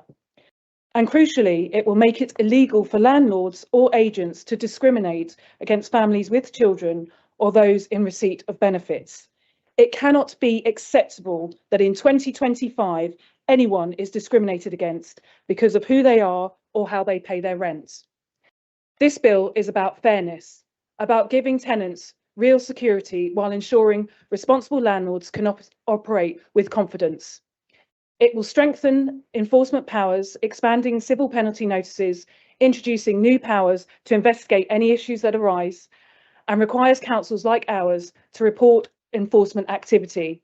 And that is crucial because we know that rights mean little without proper enforcement. I am proud that here in Ealing, we're already taking action. As part of our council plan, we are launching the Private Renters Association in conjunction with our key partners, but fundamentally led by renters themselves, to give them a collective voice, mutual support and access to advice. I'm delighted that we're having a launch event this month, in fact on the 30th, which is only next week, and it's a major step in empowering renters in our borough. A fair private rented sector benefits everyone. It gives renters peace of mind, landlords certainty, and helps prevent homelessness and keeping people safe in their homes. Mr. Mayor, this motion is about ensuring that the people of Ealing, those who make their lives, raise their children, and build their futures here, can live in homes that are safe, secure, and decent. It shows that Ealing is ready to deliver on this national reform and lead locally with fairness, decency, and compassion. I urge members to support this motion and support renters in Ealing and beyond. Thank you. Thank you, Councillor Black. Councillor Douglas, you second the motion. Thank you, Mr. Mayor. I speak this evening as one of the many thousands of private renters in Ealing and as one of the thousands of young professionals who moved to this borough and are now proud to call it home. I'm very fortunate. I highly doubt he's listening, but my landlord David has given the many people who've passed through our flat over the years a safe, affordable and high quality place to call home. But I'm afraid, Mr. Mayor, we can't all have a David. There are many renters in Ealing who do not have that luxury. They live in poor quality housing, which costs a fortune and just isn't a safe place. That's why our Labour government's Renters' Rights Bill is so important. Abolishing Section 21 no-fault evictions will give renters the security to feel at home without the looming threat of eviction hanging over their heads at all times. A new private renter sector ombudsman will ensure tenants have somewhere to turn with their complaints about their landlord. Preventing landlords from accepting rent above the asking price, stopping once and for all the ridiculous bidding wars that have heightened the affordability crisis in our city. And I'm sure you know, Mr. Mayor, much of this will be implemented by local authorities. The granting of new enforcement powers will ensure that rogue landlords face penalties and renters know we will use the powers we have to keep them safe. When we talk about the rights of tenants, Mr. Mayor, I can't help but think back through all the hard work and belief that's got us to where we are, how Labour governments and movements throughout the decades have fought hard for the rights of renters across this country. I think of the Red Clydesiders and their rent strikes against private landlords that led to the government introducing the first rent control bill, parts of which stood until 1989. I think of Harold Wilson's government in the 1960s, which introduced regulated tenancies and fair rent set by independent officers. And 25 years after his death, I think, as an always proud Scot, of the work Donald Dure's first Scottish government did to give working people rights and security to live in homes their families had rented in for generations. We are building on that history, and by continuing this work, we are ensuring Ealing becomes a better, safer place to live for everyone. Mr. Mayor, that's why I'm proud to speak this evening to second that motion. Thank you. Thank you, Councillor Douglas. Councillor Young, you wish to move an amendment to the motion? Yes, thank you, Mr. Mayor. This motion is about the balance of rights and responsibilities between landlord and tenant. Mr. Mayor, I have spent long enough in politics to remember that before the 1988 Housing Act, with its introduction of both assured short-hold tenancies and Section 21 notices, the private rental sector in this country hardly existed. The balance between landlord and tenant was such that few people would take the chance of renting out their property because they risked not being able to regain it when they needed to. This motion talks a lot about rogue private landlords, but my own casework would suggest that problems arise more with housing associations and with the council itself than with private landlords. The large organisation which turns a deaf ear to the complaints of its tenants is much more common than a private landlord not fulfilling their duties. That there are rogue private landlords, there is no doubt. Indeed, one even became a minister for homelessness, can't say it today, homelessness in this incompetent government. However, the worst rogues seem to have switched out of letting to operating HMOs as they're proving more profitable. To give you an example, one of the blocks in Dickens Yard has had a broken external front door for about 2 years, which has been reported time and time again, both by residents and by ward councillors. Because the Housing Association rates this as a low priority, nothing has been done, and has led to a secondary problem of theft from postboxes that has arisen.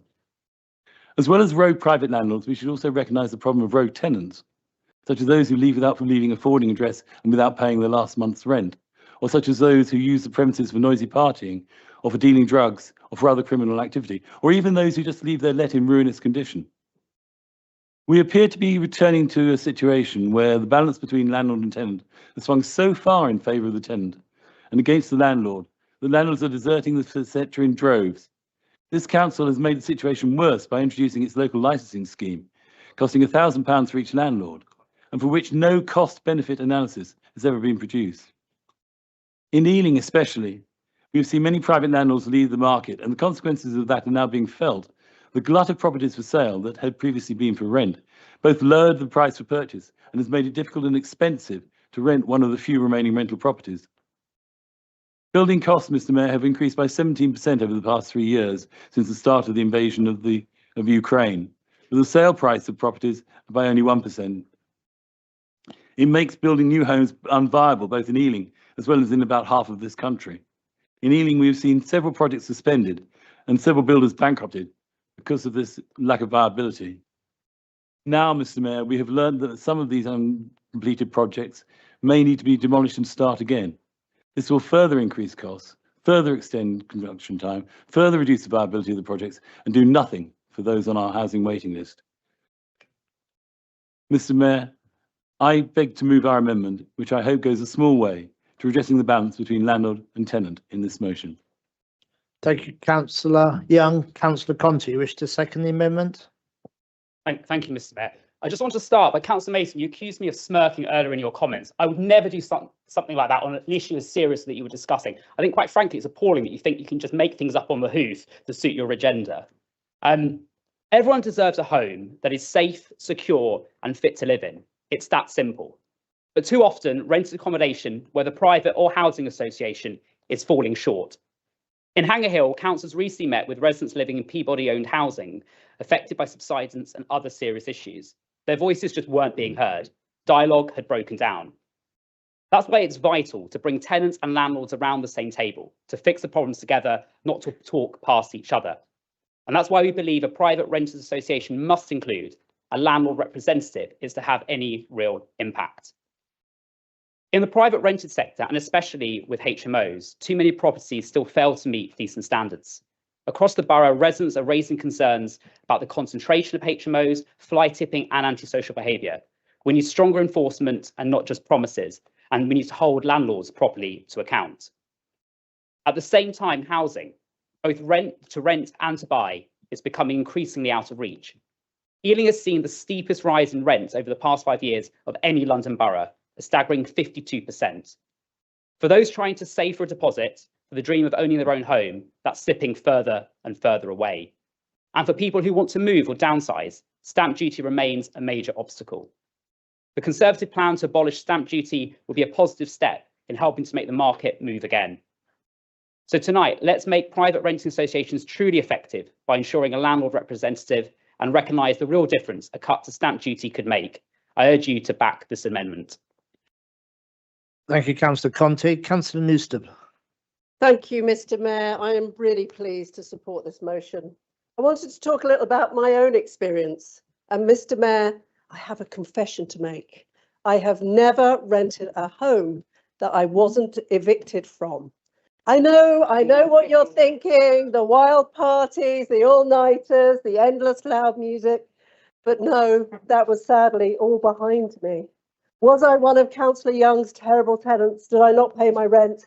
Did I not look after my home? Did I do a runner and trash the place? No. It's because the landlord simply wanted their flat back. And in each case, I was left scrabbling for a new home with young children, scrabbling to find somewhere near their schools. That meant I could get to work, that I could afford. And this did not happen once. It happened twice. No reason given, and before I'd been there a year. And do you know what? In each case, that flat was back on the market within months for more money. This Labour law will prevent eviction for no reason and stop landlords evicting just so they can whack up the rent. And as the council, we see real world impact of people of unjustifiable and merciless rent rises every single day. I met a resident recently who came to our surgery. She was a single mum working as a teaching assistant so she could look after her son, just about holding on, making ends meet. Her rent was put up £300 a month, and that was it, game over. She was homeless. Imagine the stress, the waste, the impact on that young life. This Labour law will protect tenants from arbitrary and unreasonable rent rises. Labour is now unpicking years of Tory neglect, of austerity, of renters going unprotected. And while we know that the last Tory government promised to introduce laws to further protect renters, it will be no surprise to most of us here that they failed to do that, failed to bring in legislation that would have prevented thousands and thousands of people being evicted for no reason. So, Mr. Mayor, I look forward to being able to support our renters, to protect our renters, to add more weight to the licensing scheme. It's a national scandal that is not of our making and one that we will fight with every breath to redress. Labour didn't cause this housing crisis, but yet again, we're having to pick up the pieces to do the right thing, to piece it back together as people's hopes and dreams, because a secure and safe home is everything. So no more for living in fear of the landlord, no more having to give up cherished pets, no more punitive rent hikes, no more discrimination against renters with children or renters on benefit, and no more of a system that pushes ordinary people into homelessness. It is the decent thing to do. It is the moral thing to do. It is the right thing, and it is what Labour in power does. Thank you, Mr. Mayor. Thank you, Councillor Newster. Councillor Moffat. Thank you, Mr. Mayor. 1/3 of our borough live in rented accommodation, and I am proud to say I am one of them. This is not something that affects only a small number of people. This is a massively important issue, and that is why we were so overwhelmingly elected only a few years ago on a manifesto promising to tackle the cost of living, because it's private rented accommodation that is so often the cause of such high costs for people living in our borough. And we've heard Councillor Young talk about Gordon Brown, but maybe we should speak more recently of, what was she called? Liz Truss, that's it. The Prime Minister who drove up the cost of everything.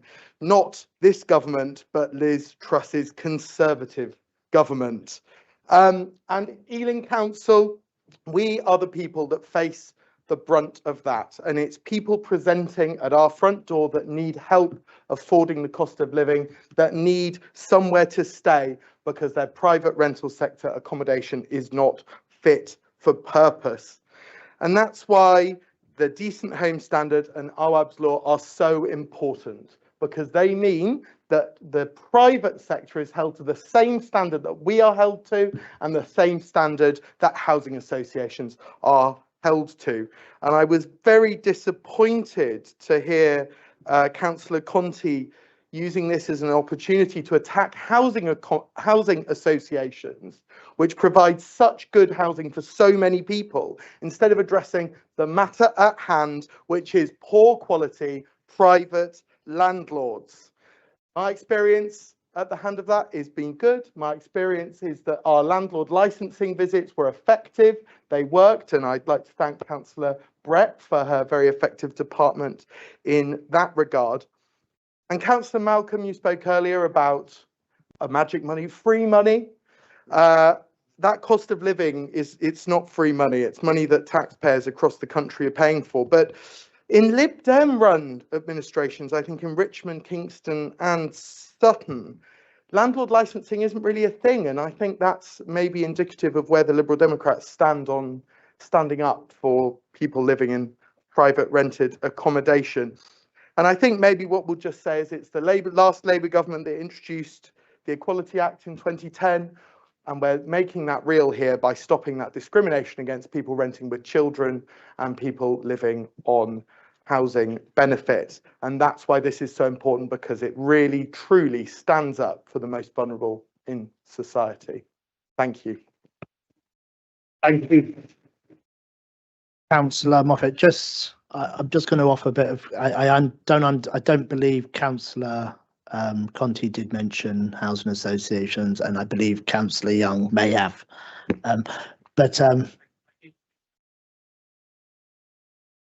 Okay, you mentioned a single one, right? But anyway, thank you very much. Yeah, Councillor Ball.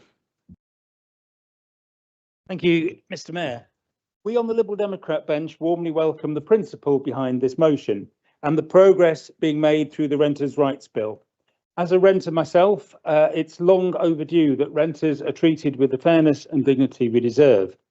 I particularly welcome the abolition of Section 21 no-fault evictions, which happened to me and my family earlier this year and was incredibly stressful. Scrapping them is a change Liberal Democrats have championed for years. And we welcome the extension of the Decent Homes standard to private rented homes. No one in Ealing should be living in damp, unsafe or insecure housing. And I want to highlight that Liberal Democrat MPs and peers have already strengthened this bill in Parliament by ensuring stronger enforcement mechanisms so that councils can act against rogue landlords, by pressing for faster implementation of the new standards, and by ensuring that renters in shared homes, student accommodation and military homes are not forgotten. So we're proud that Lib Dem amendments are helping making this Labour government's bill fairer, stronger and more workable. But Mr. Mayor, where this motion sticks in the throat is in the irony of the Labour group here in Ealing suddenly finding its voice on housing standards. Because while Labour nationally is talking about improving the private rented sector, Labour locally is failing as a landlord itself. Residents in council housing across this borough wait months, sometimes years, for essential repairs. Leaks go unfixed, damp and mould return again and again, and communication with housing offices can feel like shouting into the void. Ealing is still referred to the social housing regulator due to poor safety compliance 3 years on. We see the warm words security, affordability and dignity, yet this Labour administration too often delivers delay, disrepair and danger. How can this council lecture private landlords about decency standards when Ealing Council itself struggles to meet them? And as for enforcement, this motion talks about planning sufficient capacity to implement the bill, but let's be honest, Ealing's record on enforcement has been patchy at best. We've had long-standing under-resourcing in Ealing's private landlord enforcement, and now there's a backlog on inspecting HMOs and other licensed properties. Renters have too often been left to fend for themselves. So yes, we agree with the aims of this motion, and yes, we will vote for it, because we want the Renters' Rights Bill to succeed. And we want Ealing's renters to have genuine security and dignity in their homes. But let's not pretend that simply passing motions or launching another association will fix the deep problems in how this council manages housing. If Labour here matched its national ambition with local competence, renters in Ealing, whether private or council tenants, would already be better off.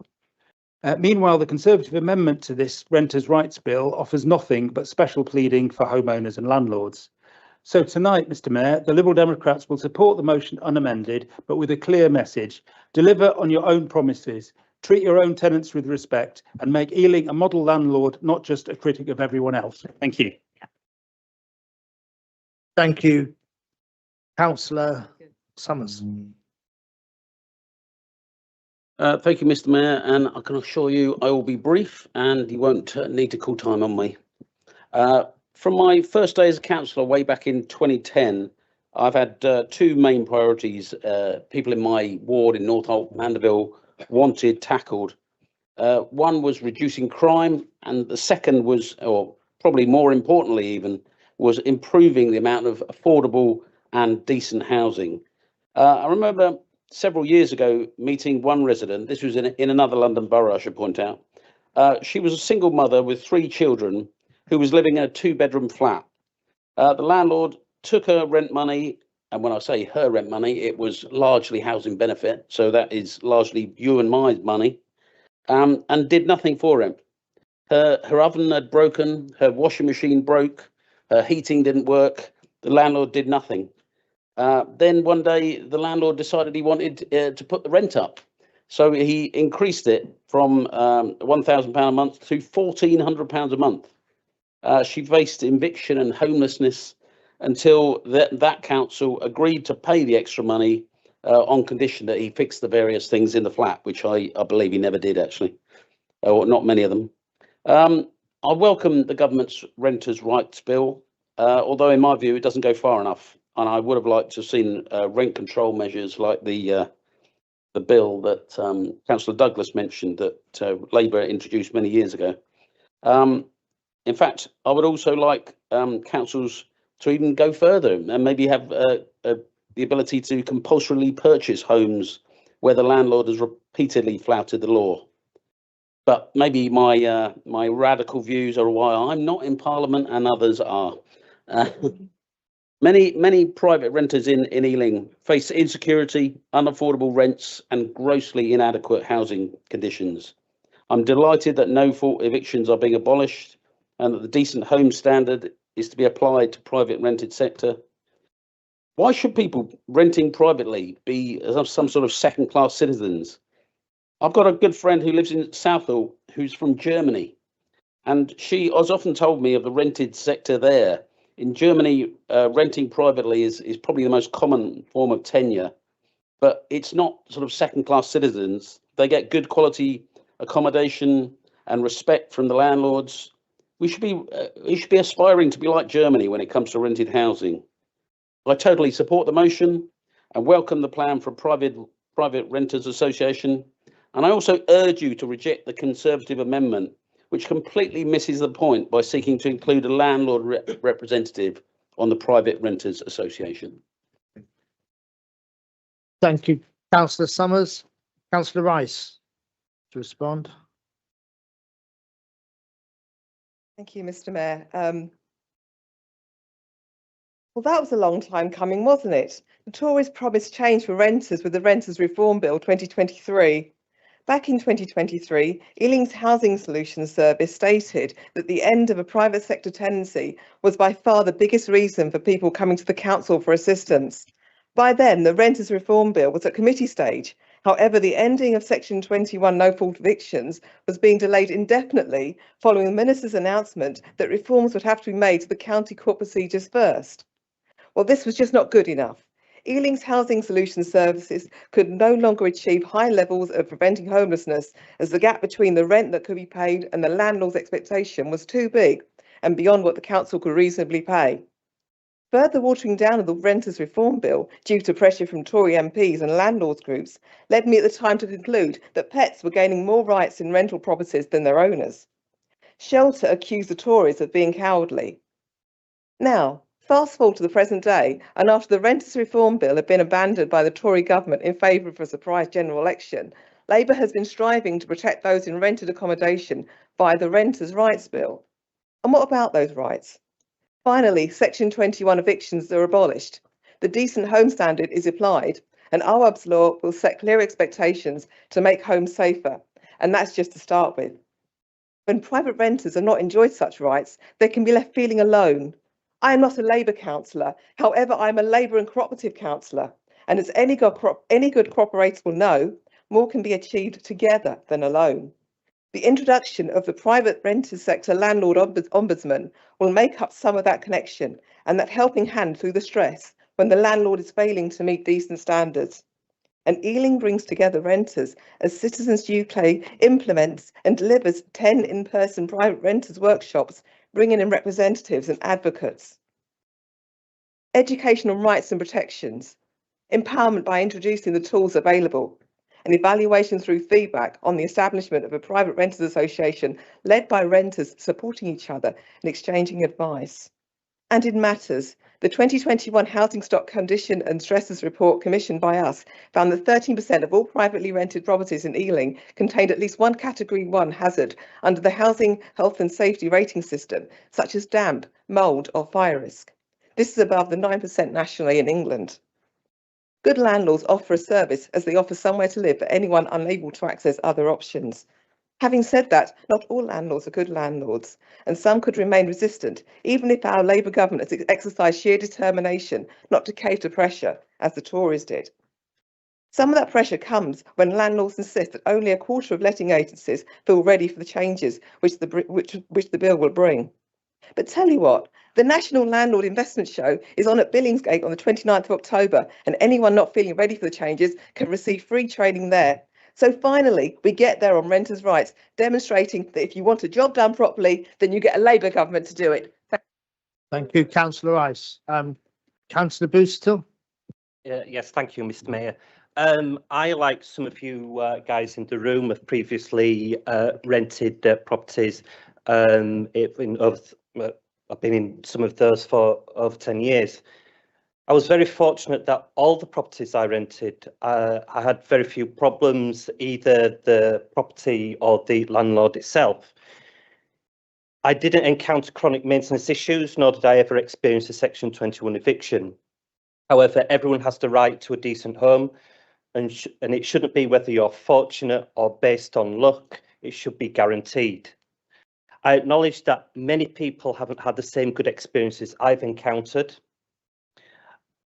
and it is right to call out any landlord that is providing substandard accommodation. But I believe that the vast majority of landlords are good, well-meaning, reasonable, and provide decent accommodation for their tenants. This legislation should come as no surprise to anyone. It's been in the pipeline for years. But I do feel sometimes we demonise private landlords somewhat, that they're all bad and provide shoddy accommodation. I think we're forgetting about the tenants who live in housing association and social housing accommodation who face similar problems of housing standards as those in the private sector. Casework I've had to deal with, and I'm quite sure that many of you have had to deal with too, in relation to housing issues, has been from housing associations, cases of which have been notoriously difficult to resolve. It's a travesty that we are in a situation where some people have little or no choice but to accept anything just to put a roof over their heads. Though the legislation addresses some of the issues, like the detested Section 21 notice, it doesn't address the fact that rents have increased greater than the wages, making rents becoming affordable for some. It doesn't address the fact that right to buy needs to be stopped in England and has run its course. It doesn't address the fact that the hard truth is that more homes need to be built, particularly social homes, to meet soaring demand. No one believes, including Home Builders Federation, that housing targets will be met. So the real test is this, not whether it will improve the lot for tenants in the privately rented accommodation, but whether private landlords, particularly those with few properties, decide to stay in the market or whether they leave en masse. If the former, the legislation will do its job. If the latter, it will exacerbate the crisis we already have. Thank you, Mr. Mayor. Thank you, Councillor Boostill. Councillor Blacker. Thank you, Mr. Mayor. I think it's now traditional for a speaker to say that they have lived in private rented accommodation in the borough. I think I've got up to 4 different landlords in my time. I've had good landlords, absent landlords, I've had mice, I've had mould. I did have about 6 months with some cats, which was nice, and I did appreciate that. Aki was almost as good as David, it seems. But I did also have a property put up for sale while I was still living there. So I haven't had it as easy as some. The reality is that private rented accommodation is insecure, and we know that, and we know it's unaffordable. Rents are up 9% this year. The average rent in Ealing is now over £2,000, and the ONS puts us at 43% of our income in private rented households going on our housing costs, well above the 30% affordability threshold. And of course, that price all too often doesn't result in the quality you'd expect from spending over £2,000 a month on something. A 9% increase. One asks whether some of our landlords are spending 9% more on maintenance and repairs. And I think the looks I can see suggest the answer. We need only look at our inboxes, listen to our constituents, and indeed ourselves to understand this is an issue that needs addressing. And I am so proud and pleased that after 14 years of dither and delay, blocking the Homes for Human Habitation Act bill that Karen Buck put forward for a couple of years while they were in government. 14 years of Tory dither and delay and inaction. A Labour government is finally in place to step up to the plate and reform the rental market for us. That's all I'll say on the main motion, because I think there is unprecedentedly good support across the chamber for it. What the Tories did not talk too much about was the substantive part of their amendment. We can skip over inviting landlords to a rental forum in the way that we might skip over inviting management to a trade union meeting. £9 billion of stamp duty to be cut is a £9 billion wealth transfer to those who already own property. And that's the basic economics of it. Suggesting that cutting stamp duty would reduce house prices and make it easier is fantasy, because we know what happens when you cut stamp duty, because there was a stamp duty holiday during the pandemic. A year from March 2020 to March 2021, did house prices decrease because people had more money to spend on housing and they could afford more? No, house prices went up by 10%. So I'm afraid there is yet more fantasy economics. A £9 billion unfunded tax cut is actually shifting more cost onto those who want to escape the private rented market. But while they're stuck there under the Tory legacy of high house prices and inflation, this Labour government is doing something to make life better for them. Thank you very much. Councillor Mason. Yeah, thank you, Mr. Mayor. Look, the sad truth of the housing market in Ealing today is that when people come to the council to say that they are statutorily homeless, 60% of them tell us it's because they were evicted from their private rented sector accommodation because they were subject to Section 21 no fault eviction.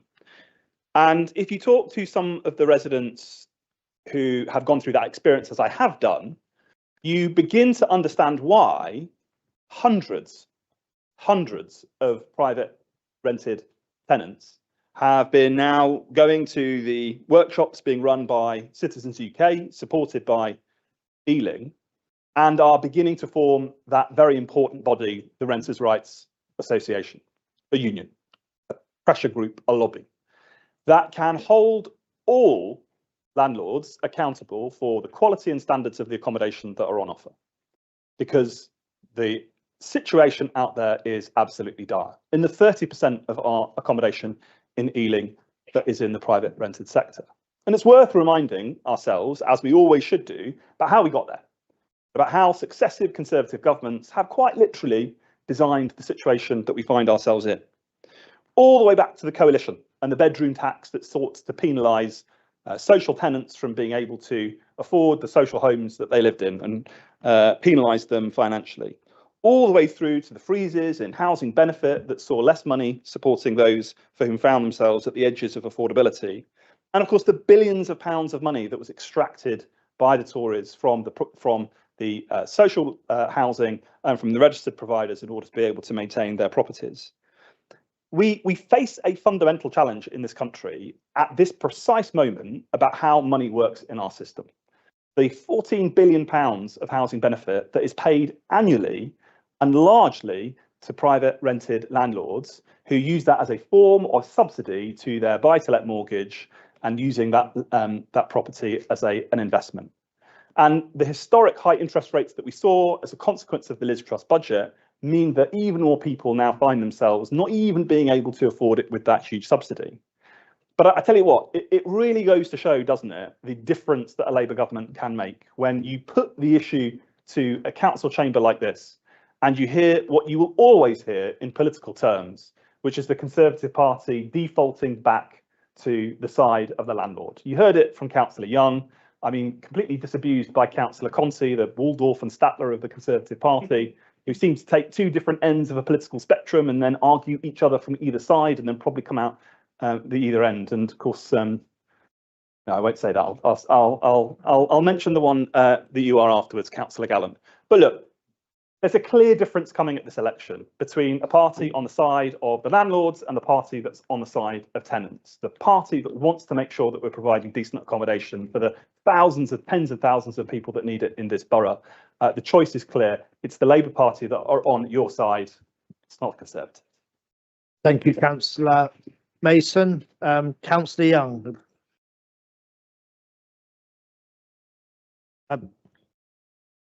Well, I have you listed, or do I have no? No? Huh? Well, who's summing up are you summing up the amendments? Okay, fine, no problem, no problem. Thank you very much, councillor Young. Councillor Brett. Yeah, we want to get a team. Okay, cool. 9:30. Right. Yeah. Okay, let's go for it. I'll find all my notes now. So thank you, Mr. Mayor. Well, we've heard some brilliant contributions tonight, and I particularly want to thank the people that have given their experiences in the private rented sector, councillors Douglas, Newstub, Moffat, and, you know, to be fair, councillor Ball as well. So, councillor Young, you mentioned that we shouldn't be looking at the private rented sector and we should be looking at ourselves. We very much do, and we also have a housing ombudsman that also holds us to account, as well as a scrutiny committee and an independent housing board. And you say that it's deaf ears for our tenants, which is simply not true. We have a residents forum. We have the Independent Housing Board, as I've mentioned, and we have a leaseholders forum.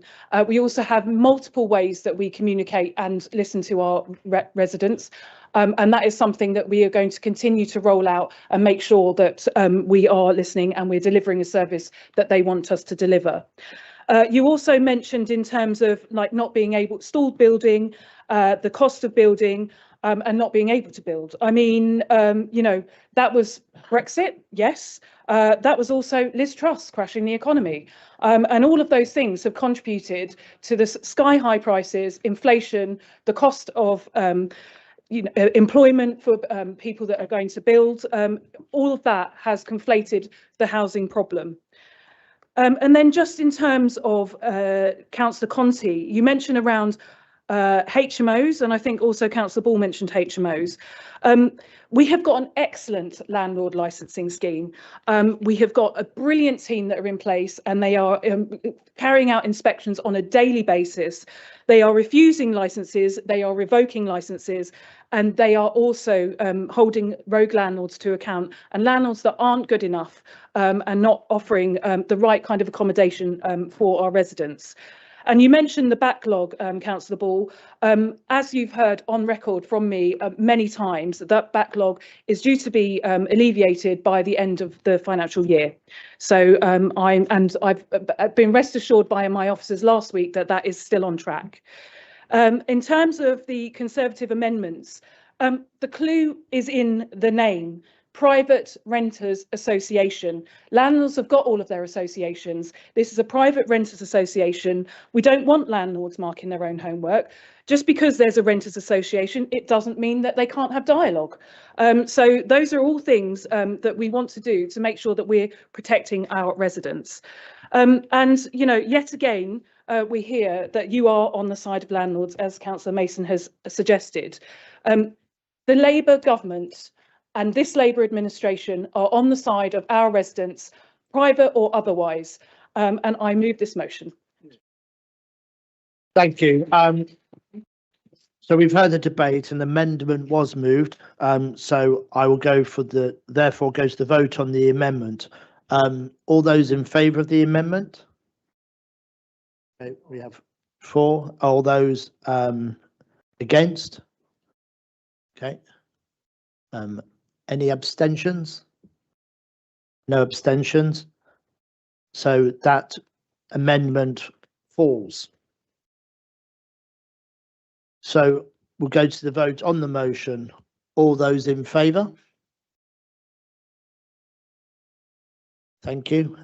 All those against?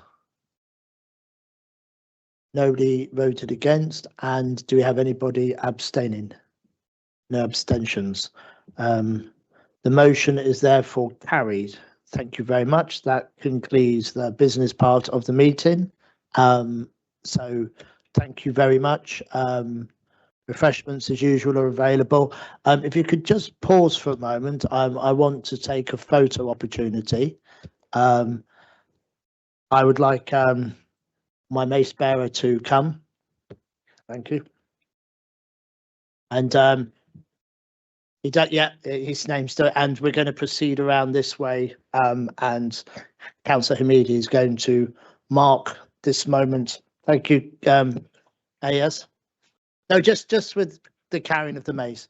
And we've taken a photo of Ayaz and I. Yeah. I thought you were going to do it from there, but anyway, everyone else can take a photo and we'll take the best one. Thank you.